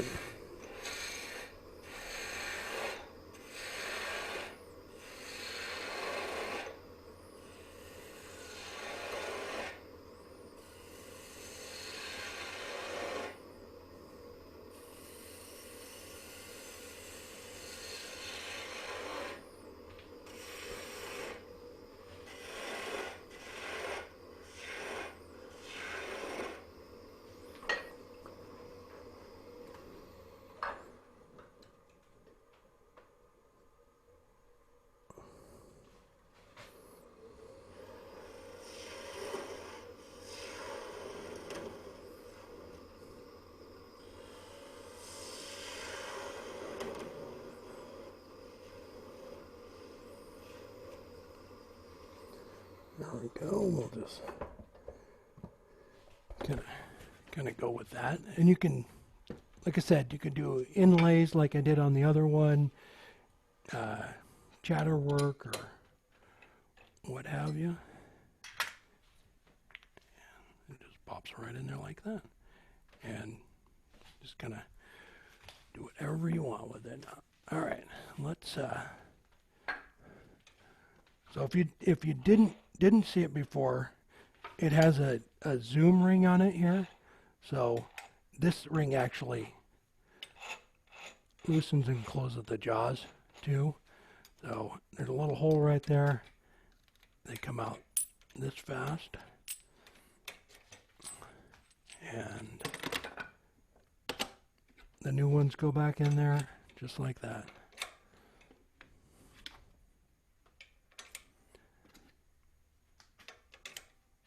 And that's it. There's nothing else locking it down. You can run the zoom ring up like that, and then once you get it close, lock it down. How many size jaws are there? Come with that. Let me see. They have. Well, it comes with one set of jaws, and then you have to buy the other ones. But how many are there? I think there's 1, 2, 3, 4, 5. I believe there's 6 different sets, and then they have the coal jaws, so 7 with the coal jaws. Wow, that's really cool. Yeah, they have it like a big, 3.5-inch set for doing large pieces, and the smaller bullnose ones for doing pepper mills and step jaws, and yeah, and then the pin ones and these. Yeah. Very cool. Thank you. Yep. All right. So on this one, I'm gonna. Oh, I actually need that real quick. Okay, so we're going to bring the diameter down on this one too.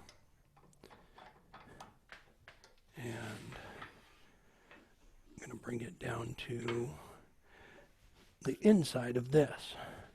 So this little guy right here, we're going to bring this diameter down to that size. And just going to do that real quick.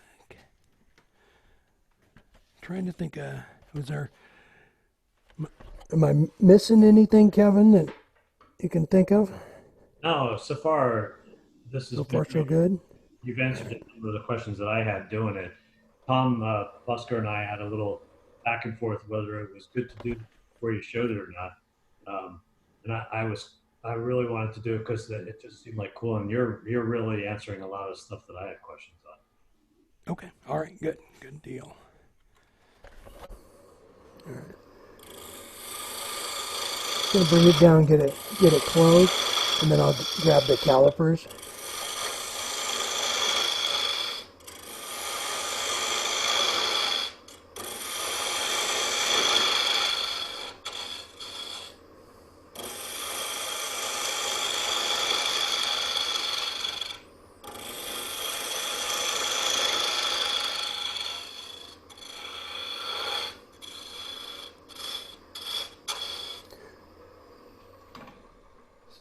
So on these, so this is the inside tube on it. Same thing with this. I probably pulled the lathe away quite a bit because I want it to fit in there nice and snug, not flop around. So I just get it close with the calipers, and then just fine tune it and sand it a little bit because you want this to slide in there nice and easy.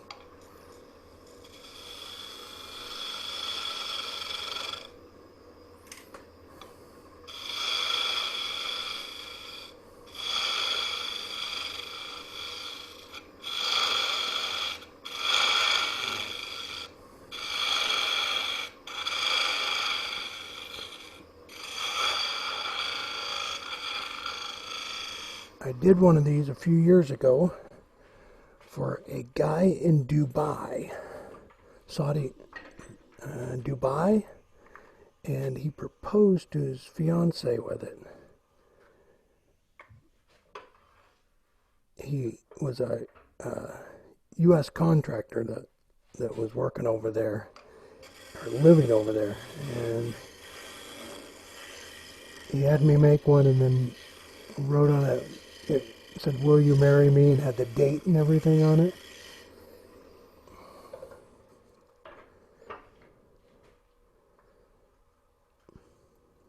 We'll bring it down a little bit more. But yeah, and then you just fine tune it.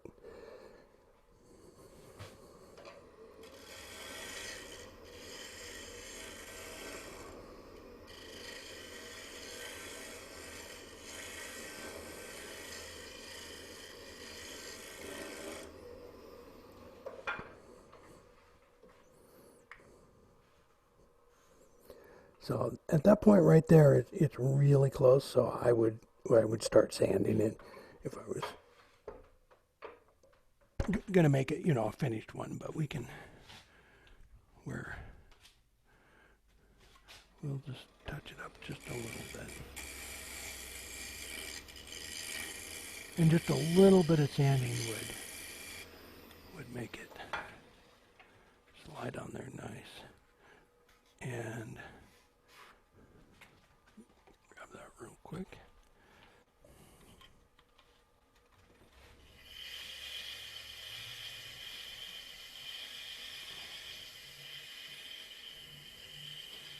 And on this one, I would run it up to probably 600, so that it's nice and smooth, and isn't going to catch up on anything. So that's still pretty tight, but that's just 80 or 120. So if you run through a couple more grits, it'll slide on there nice.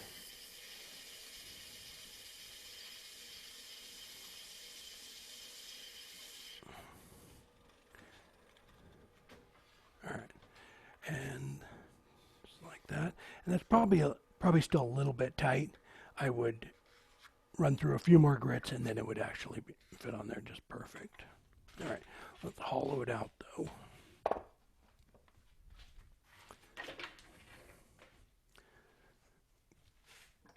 Grab this.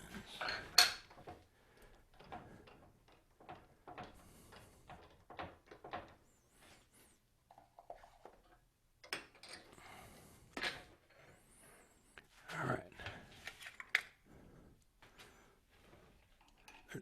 Lots of change in Forstner bits and all of that. So on this too, it you know, again, you probably want to, you know, make it big enough, you know, to put stuff in, you know, so, and that all depends on, you know, what size you're going to make it as far as the diameter of the tubes. I would try and make it, you know, at least big enough to where you could fit like maybe a ring or something in it. Probably wouldn't go much smaller than that. But we'll try and keep the wall thickness the same as the other one. And so this is just, I just stepped down a couple of them.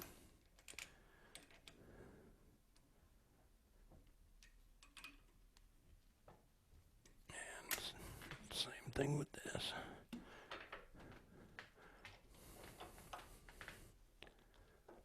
Lock it in there.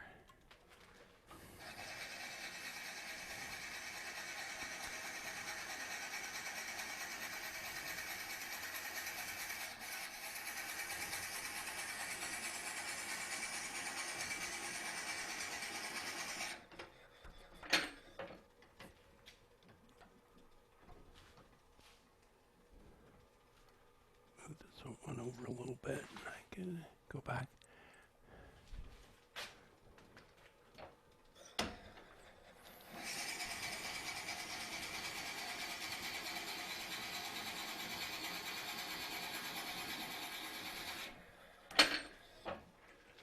That seems all right.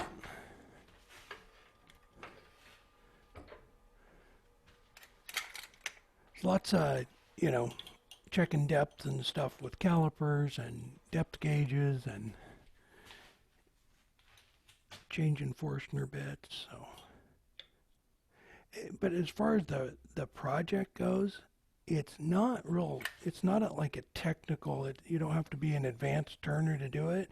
It just kind of more just taking your time, and you know, there's not a lot of technical turning in it. I found the one thing that I would advise everybody is make every piece a little bit bigger and then sand it to size. That seemed to be the most important. Yeah, yeah, so that everything, you know, slides together. Yeah, yep, yep. All right, parting tool. All right, same thing. That's the bottom, so I'm going to just go underneath it just a little bit to leave some wood down there.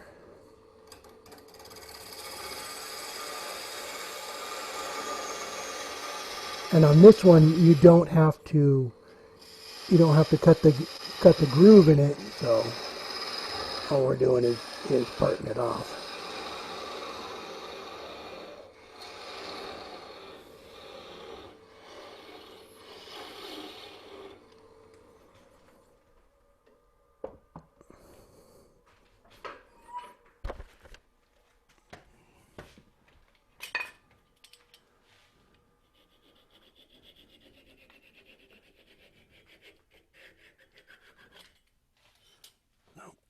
Little cup. So on this side, because this one's smaller, you're going to try and, you know, copy the same side as for your end cap, but the diameter is going to be smaller on this side when they all go together. So this one is for your rings, and this one is for the other end cap and your locking ring. And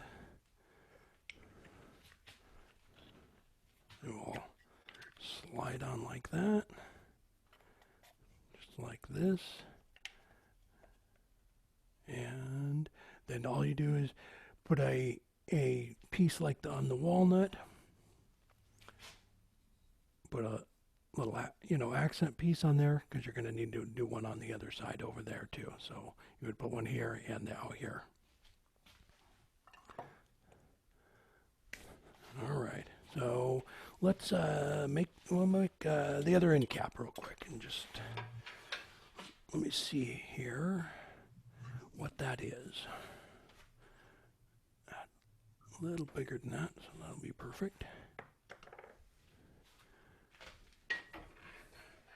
I'm just gonna, this Forstner bit is a little bit smaller than the diameter of that, so we're just gonna use that to just kind of set our depth on it.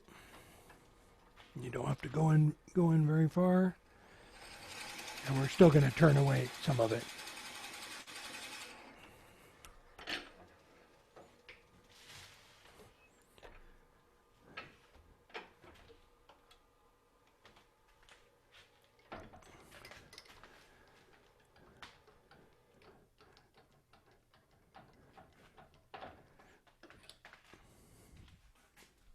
And all right.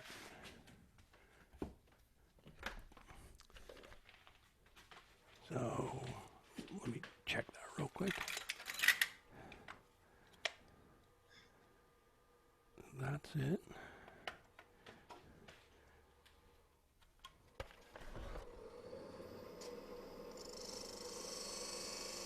So when I'm doing this right here, I'm only touching this point here. Don't touch that one over there. Just hold it away a little bit, and it's down on the tool rest. Just put a little bit of pressure on it, and it'll make that groove, and then you'll be able to see how close it is. But don't touch that other point, because it'll try and rip it out of your hand.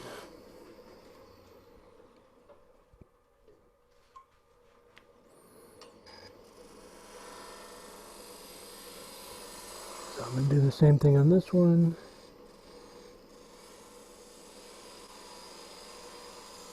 And then once I get it set, I will go ahead and undercut it just a little bit so we can get the jaws in there.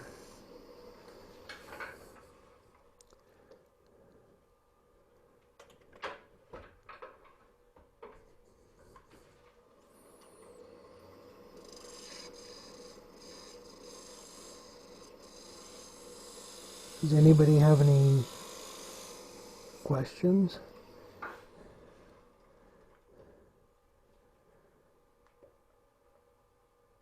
We're still here. Pardon me? So everybody's still here, Okay. just in case you were worried. That is the definite difference with Zoom versus person, when you can't see it and nobody walked out, right? Right.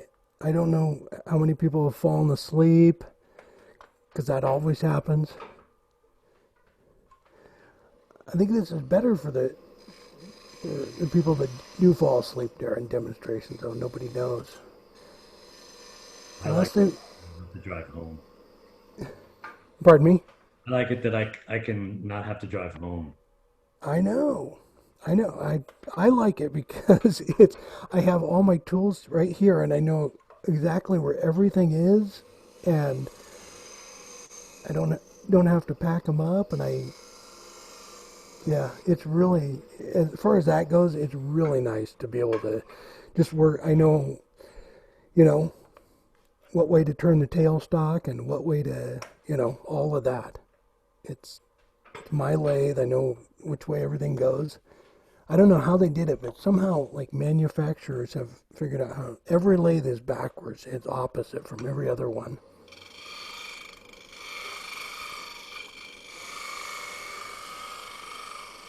So on this one here, this end cap, you need to finish this part of it, because this part's going to show. So when you pull it apart, just say when this thing is all together, you're never going to see the inside of this end cap. But this one, when you slide it all out, you're going to see all of that. So you need to sand and finish all of that.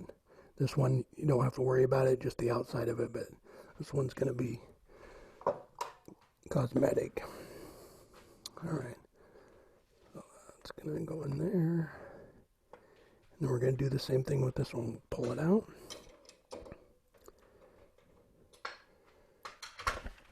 Ooh. How warm is it back there where you guys are at? It was pretty hot today. Was it? Close to 90 degrees. Oh, well, that's not too bad. It was 80 something here. But yes, Saturday we were on with on the demo, and somebody said it was 111. They were in Texas or Arizona or something. It was like, oh man. Yeah, but that's a dry heat. Still hot, man. Oh. Oh, he was in Vegas. Yeah, That's right. so's the inside Braxton. of my oven. Yeah, dry heat. I don't know. We're here in Oregon, so we don't get really hot weather. It's not humid. It rains a lot, but that is about it. We don't have any sort of hurricanes or tornadoes. We really don't have much as far as crazy weather goes. What's your most common natural wood around that area? Maple. Maple is a big one here. I mean, as far as hardwoods go, maple, walnut. We have a ton of that. Down in Southern Oregon, where I grew up, we have a ton of madrone is everywhere. They burn it for firewood down there. What else do we have? Down Southern Oregon, there's a lot of manzanita, which is beautiful wood, and we have a lot of orchards. Apple, pear, cherry. So a lot of the clubs have, somebody that knows somebody with an orchard, so they have to rotate the orchards every so often. So they let us go up there and spend the weekend cutting as much wood as we want. Wow. Because they just burn it. They just pile it up and burn it. I was driving home from work one day and there was a filbert orchard. They had all piled up, and I pulled in and I go, you mind if I have a couple of those pieces? He goes, what do you want? I go, I don't know, like 3 of those stumps over there. He grabbed his little backhoe and loaded them in my truck, and I drove off. I go, that's service right there. Yeah, it's not cost effective for them, so they pile it up and light it on fire in the fall. Wow. So, yeah. But yeah, we do, especially up the gorge. We have a lot of orchards, and so there's applewood is just beautiful. Yeah, a lot of woods like that. So, and on the diameter of this one, try and match it to the other one. Try and match the shape as much as you can. I mean, unless you were kind of doing like a I don't know, maybe like the whole piece, you were trying to make it look like a bullet or something, you could actually do one end cap flat and then the other one pointed or something like that. I mean, you can actually do anything you want. If you want it to look the same, that's my biggest thing is I can make one of just about anything, but what brand gouge is that you're using? It's a Thompson gouge. It's a Thompson spindle gouge, and it is 5/8. Yeah, 5/8. Yeah, it's a pretty big gouge, but it does a nice job. You were saying woods, Carl. One of the things that's happening up our way. My primary house is up in northern western New Jersey, and right now, all of the towns are going around cutting down ash because we're getting invaded by the emerald ash borer. Oh, yeah. So it's been very painful to watch 100, 200-year-old trees coming down, and they won't let you take the stuff because it's got the ash eggs in it, or the ash borer eggs. Oh, right. They're just burning it all. Yeah, they cut them down by my house the other day. We gave up counting the rings at over 200. Man. Yeah, it's a shame. Yeah, that's hard. Yeah, I have a chainsaw I keep in my truck. I take it with me wherever I go. Anytime I see like tree down in somebody's yard, I will stop and ask them, And I've only been turned down one time from just, even if, I go, can I just have a couple of pieces? And only one time, and they were going to use it for firewood. But most people are willing to give you stuff. There's a gal that runs a housing development, and they're always cutting down trees in it, and she manages it. And she calls me all the time and goes, "We're taking out a couple of trees. It's piled up by the side of the road if you want it." Nice. So I just, the tree services around here are really nice too. They'll, just I stop all the time if I see them cutting something down. So let's see how close I got. Well, I'm going to say okay, they don't look exactly alike, but pretty close. Okay, it's a lot smaller, but anyway. There we go.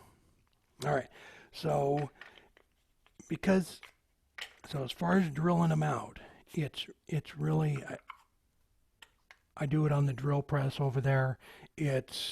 But it's obviously yours is probably, I'm assuming it's going to be bigger than this. So this is a pretty just small one for the demo. But I would use 1/4 inch dowels. I used aluminum ones, but the one thing I would do is take a smaller dowel and cut a little notch out of it and put it in there and glue it to the top of this. Because this is so small, even if you made this twice as big, it's still not going to be as much as putting that dowel in there. I would put that dowel in there and glue it in, because then you got the dowel going through here, or the pin going through here and into that, and then it's kind of just sandwiching them together and glue it in. So I would definitely do the little dowel thing, and it can be just about anything. You can buy a smaller dowel and cut it up. They're fairly small pieces too, so you could do it on the bandsaw and just get it ripped down. Let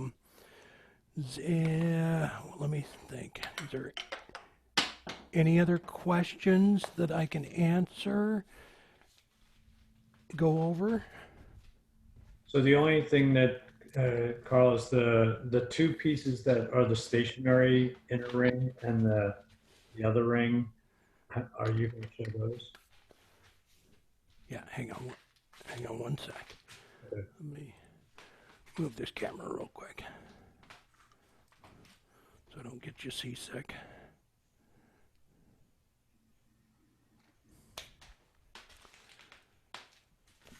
Okay, there we go. Hey, Carl, do you Yeah. just primarily use the EasyWood tools? No, I go back and forth with all of them like that. Just whatever is actually easiest and does a better job. So even we do weekly videos, and in just about every video I will use both of those tools, just because depending on what it is, if it's something like a soft piece of wood, I won't ever pick up the EasyWood tools, even if there's a job that normally does better. It does not do well on softwood. And then so like this right here though, can you see that? Yeah.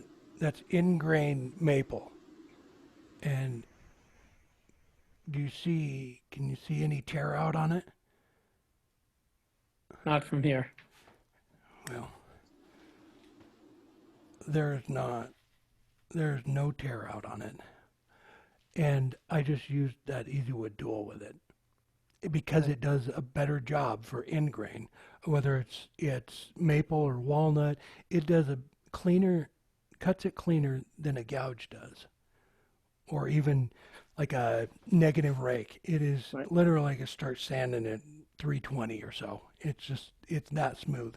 So because I use both of them and I have for years, I just kind of I know what tool does a better job for a specific job I'm doing. So it's all like rounding those over, obviously the spindle gauze does a better job. But if I'm making a quick tenon or something, I grab the square one.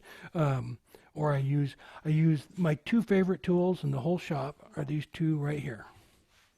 And I probably use them 80% of the time. A number one hollower from Easy Wood and a bowl gouge. Those two, probably 80% of what I do are done with those two tools right there. You sharpen the carbide tips yourself? I don't. But you can hit them with a diamond stone to clean them back up. It never brings them back to like factory, but it definitely prolongs the life of them. Yeah, it's I don't know. I've been, if I was just using one or the other, I would figure out a way to, to just do exactly the same thing, because you can do everything I do with the EasyWood tools, or you can do everything I do with the gouges. But there's certain things both of those tools do better, and that's why I switch back and forth like that. And it's just from using them. Yep. Let me think. Did I forget anything other than drilling the pins, which is and all it is sliding those over and marking it. Let me bring this one Carl, back the only over. other thing that I saw was the dead one that's just a decorative piece, and the other piece. Can you explain the gluing? Which one you glue, which one you don't? Oh, yes. So it's the outer ring, inner ring right here. So this one right here, it just gets glued right onto the end cap. So this is the ring with the tube with the slot we just cut right there. It gets glued into the end cap, and then you make a decorative ring that goes up against that, and it is just pushed on there and glued on. And so when you're doing the other side, though, you take this one and try and make it the same as this little one over here, and this one gets glued right here on the end of it. So I'll show you how I do that. So all this is pretty much done before I glue this ring on, or by the time I glue this ring on. So what I do is put a pad on the lathe, stick it right here. I usually take like a waste block and cup it out a little bit, and then I put paper towels or something on it and stick it up against the headstock, and then I put one of these cones right there on the live center, and hang on, I'll switch cameras here real quick. See that?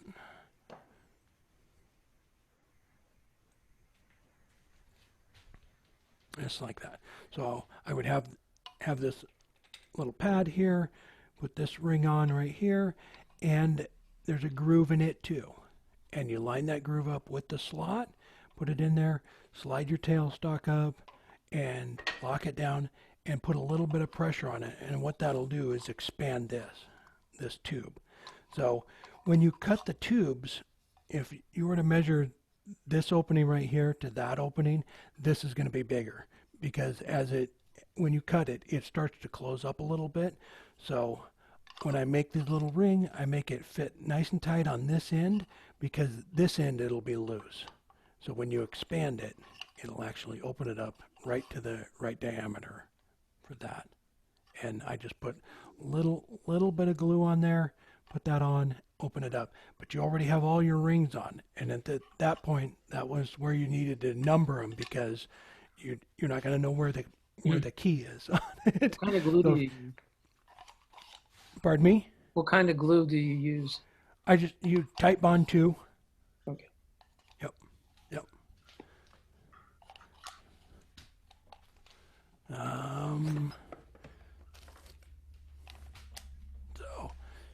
So it's all together like that. When you put it on there and bring that cone up, and it'll expand it. So what I do is, when I do it, I babysit it. I get it on there, expand the jaws, and I spin these rings right here. This one isn't going to spin. I spin them, come back 5 minutes later, spin them again. I keep doing that for an hour or so. So I make sure that if there's any glue got in there, it doesn't lock it together because you won't be able to get it back apart. So I just kind of babysit it for a while. Perfect. Thanks. Yep. And let me think. Yeah, it's as far as putting the letters on it. Let me grab her on through real quick.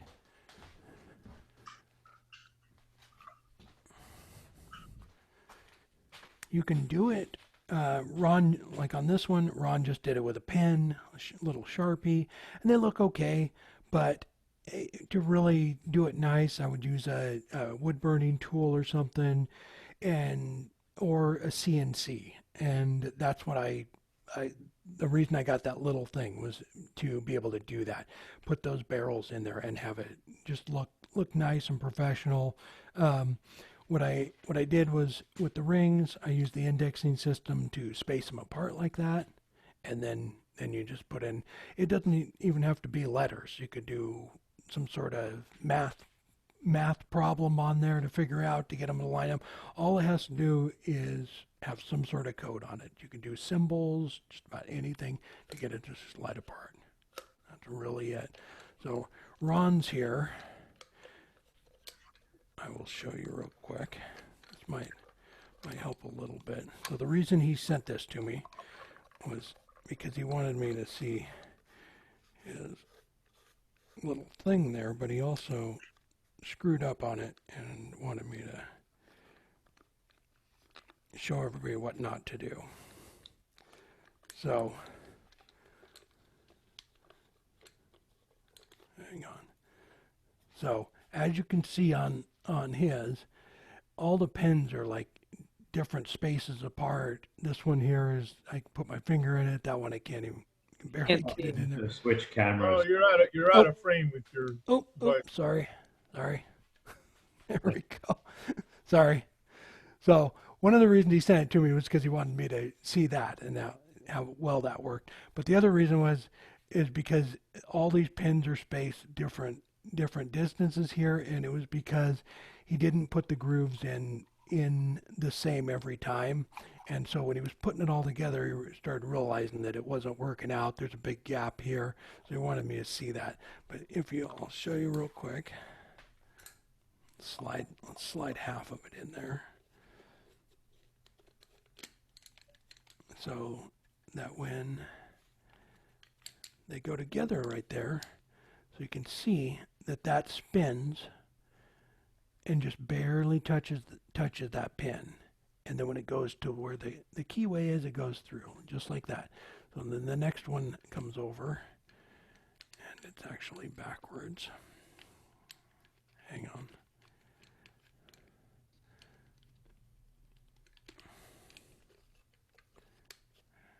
Hang on one sec. Okay, just like that. And the other thing he didn't do was he didn't put a tenon on them. So even when it's all together like that, they flop around. There's a play in it, and there's no tenon on them to lock them together. So that was the other thing. He goes, now I realize why you did the tenon. It's because the tenon keeps them from moving this way. Not that it's going to affect it that much, but it's definitely going to make it look better if they're all lined up with the tenon. But yeah, make sure that all those little grooves are the same distance as far as when you drill them in, so that the pins are all evenly spaced. And it doesn't, as far as evenly spaced, it doesn't have to be, it's not critical that they're all 3/8 of an inch apart. It can be off a little bit because you're never going to see the inside of it as far as that goes. But they need to be pretty close so that it all lines up right and that they all spin once they come up to the little pin there. Does that make sense? So that one of them's not flopping around like that.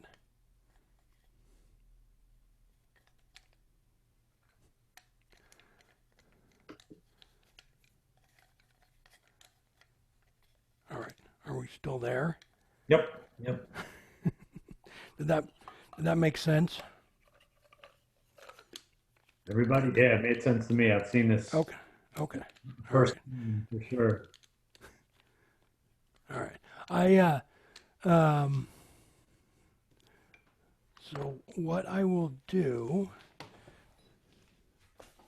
is I will mail all you guys this stuff. That slideshow I just did there. Let me back up. I'm climbing on the camera.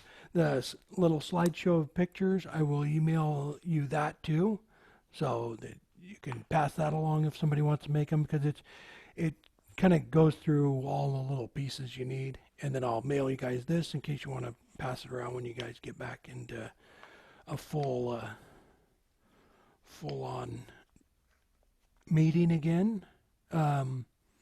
And I will also send along, I believe I have 3 Cryptex videos up, and I'll email you links to those too, so you can share those with everybody.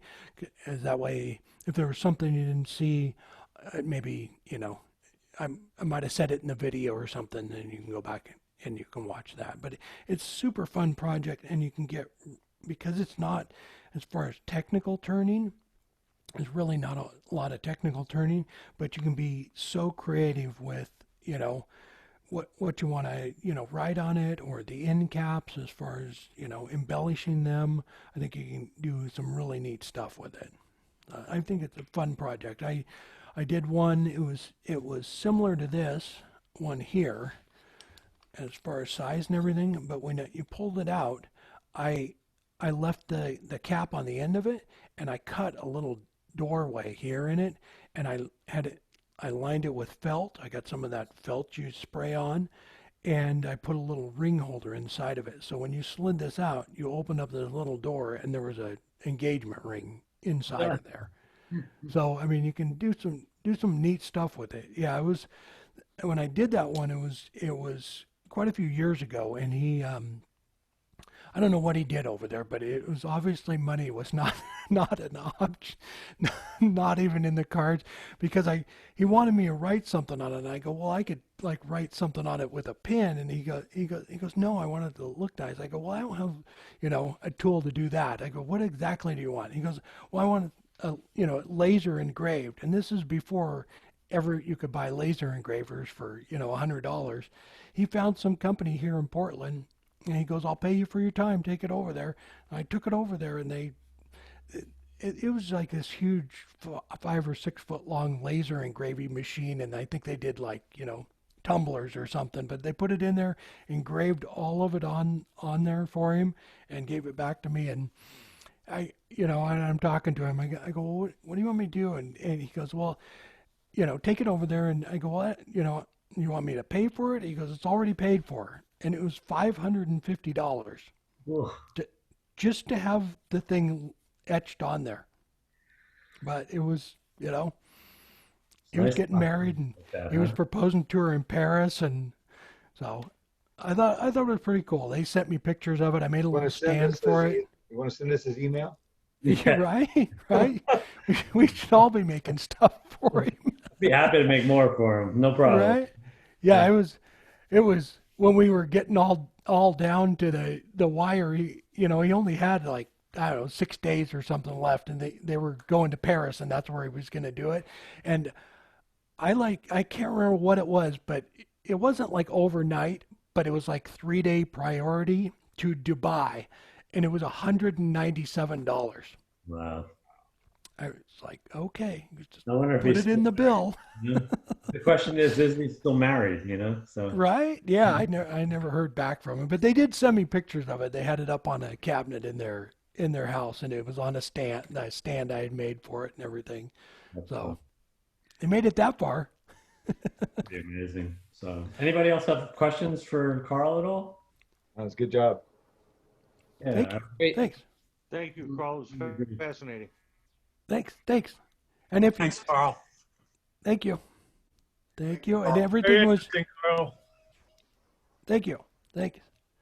I do have a question. So everything was. I've been doing quite a few of these. I just kind of wanted some feedback. Was everything, the video quality and the sound and the camera angles and everything was that good, or is there anything I can improve on? Anybody? No, I think it was. I think it was very good. Again, your audio and your video are still a little out of sync, but it doesn't really matter. Okay, nobody's Yeah. watching your lips. Okay. Right. Okay. All right. Probably the best quality video we've had in our Zoom demos. Oh, nice, nice. Yeah, But I no would insult agree with you. intended. Laura. Chris, Yeah. no insult intended, but you're next door. Oh, no problem.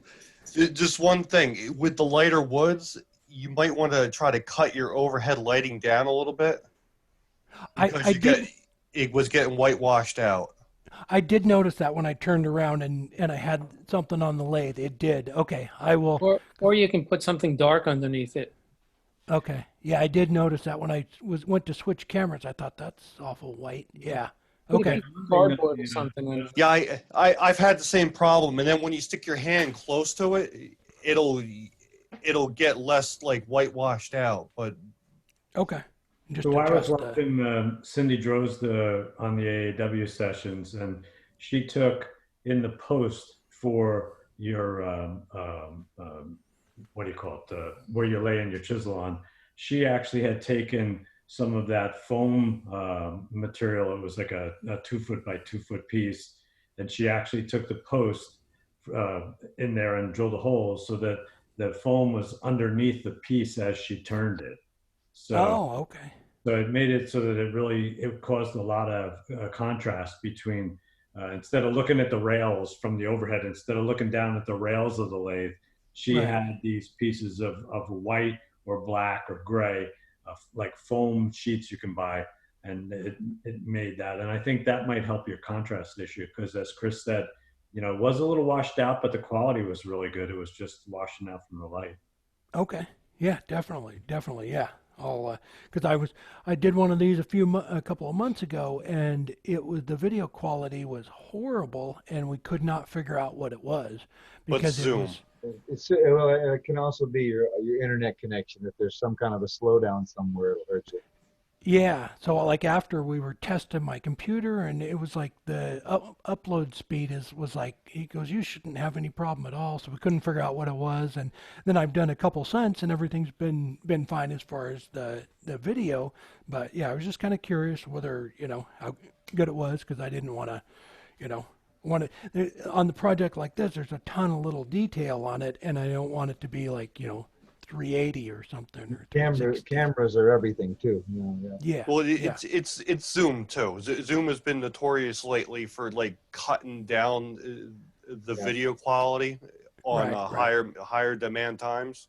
Yeah. Well, they've been lowering their frames per second rate, on a lot of these, because you have millions of people that are using their systems right now. They've beefed up their systems. We actually had a demo, I want to say it was March or April, guys, where probably 30% of the demo, we couldn't either hear the video or hear the audio or see the video. And it was purely the Zoom capacity. It was dropping down to like 6 frames per second. It was horrible. No fault of the demonstrator, and no fault that was there. It's just the demand is so high right now. I think people are getting out of lockdown. It's starting to get a little bit more bandwidth on the internet, but it's starting to come back. Yeah. I thought you did a great job. Thank you. On behalf of everyone from the club here, I thank you so much. I'll send you an address for you to be able to take care of that, and then you can use that address for our billing. I'll get you payment so that you get that as well, and we should be in good shape.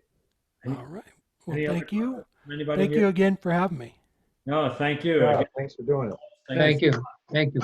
Thanks again. Carl, I'm going to keep the meeting running here for the members here for just a minute. So if you want, you can log off or stay if you like, your choice. Okay.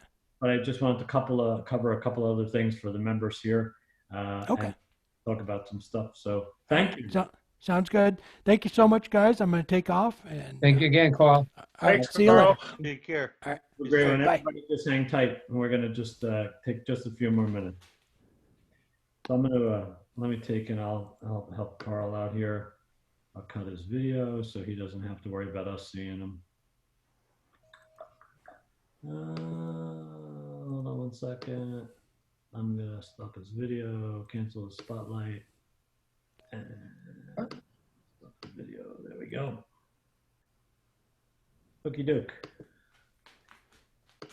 Cool. So everybody, I just wanted to take a couple more minutes here to just talk a little bit about, without Carl being here, without some of the demos, I want to get a sense from all of the members here. We don't have many people tonight. There's only 20 people. We've had like 35, 40 in previous meetings. This one has only got actually 14 people now. We had 21 when we were in the middle of the demo. I'm going to unmute everybody. So be forewarned, I'm unmuting you. I'm really trying to get a sense of what to do as far as moving forward here. I'm looking for comments and thoughts. My plan was to keep August to still be virtual so that we can all do the show and tell. I thought the show and tell worked really well the last time we did it virtually. I don't really know where we're going. I talked to Ronnie. The church is open.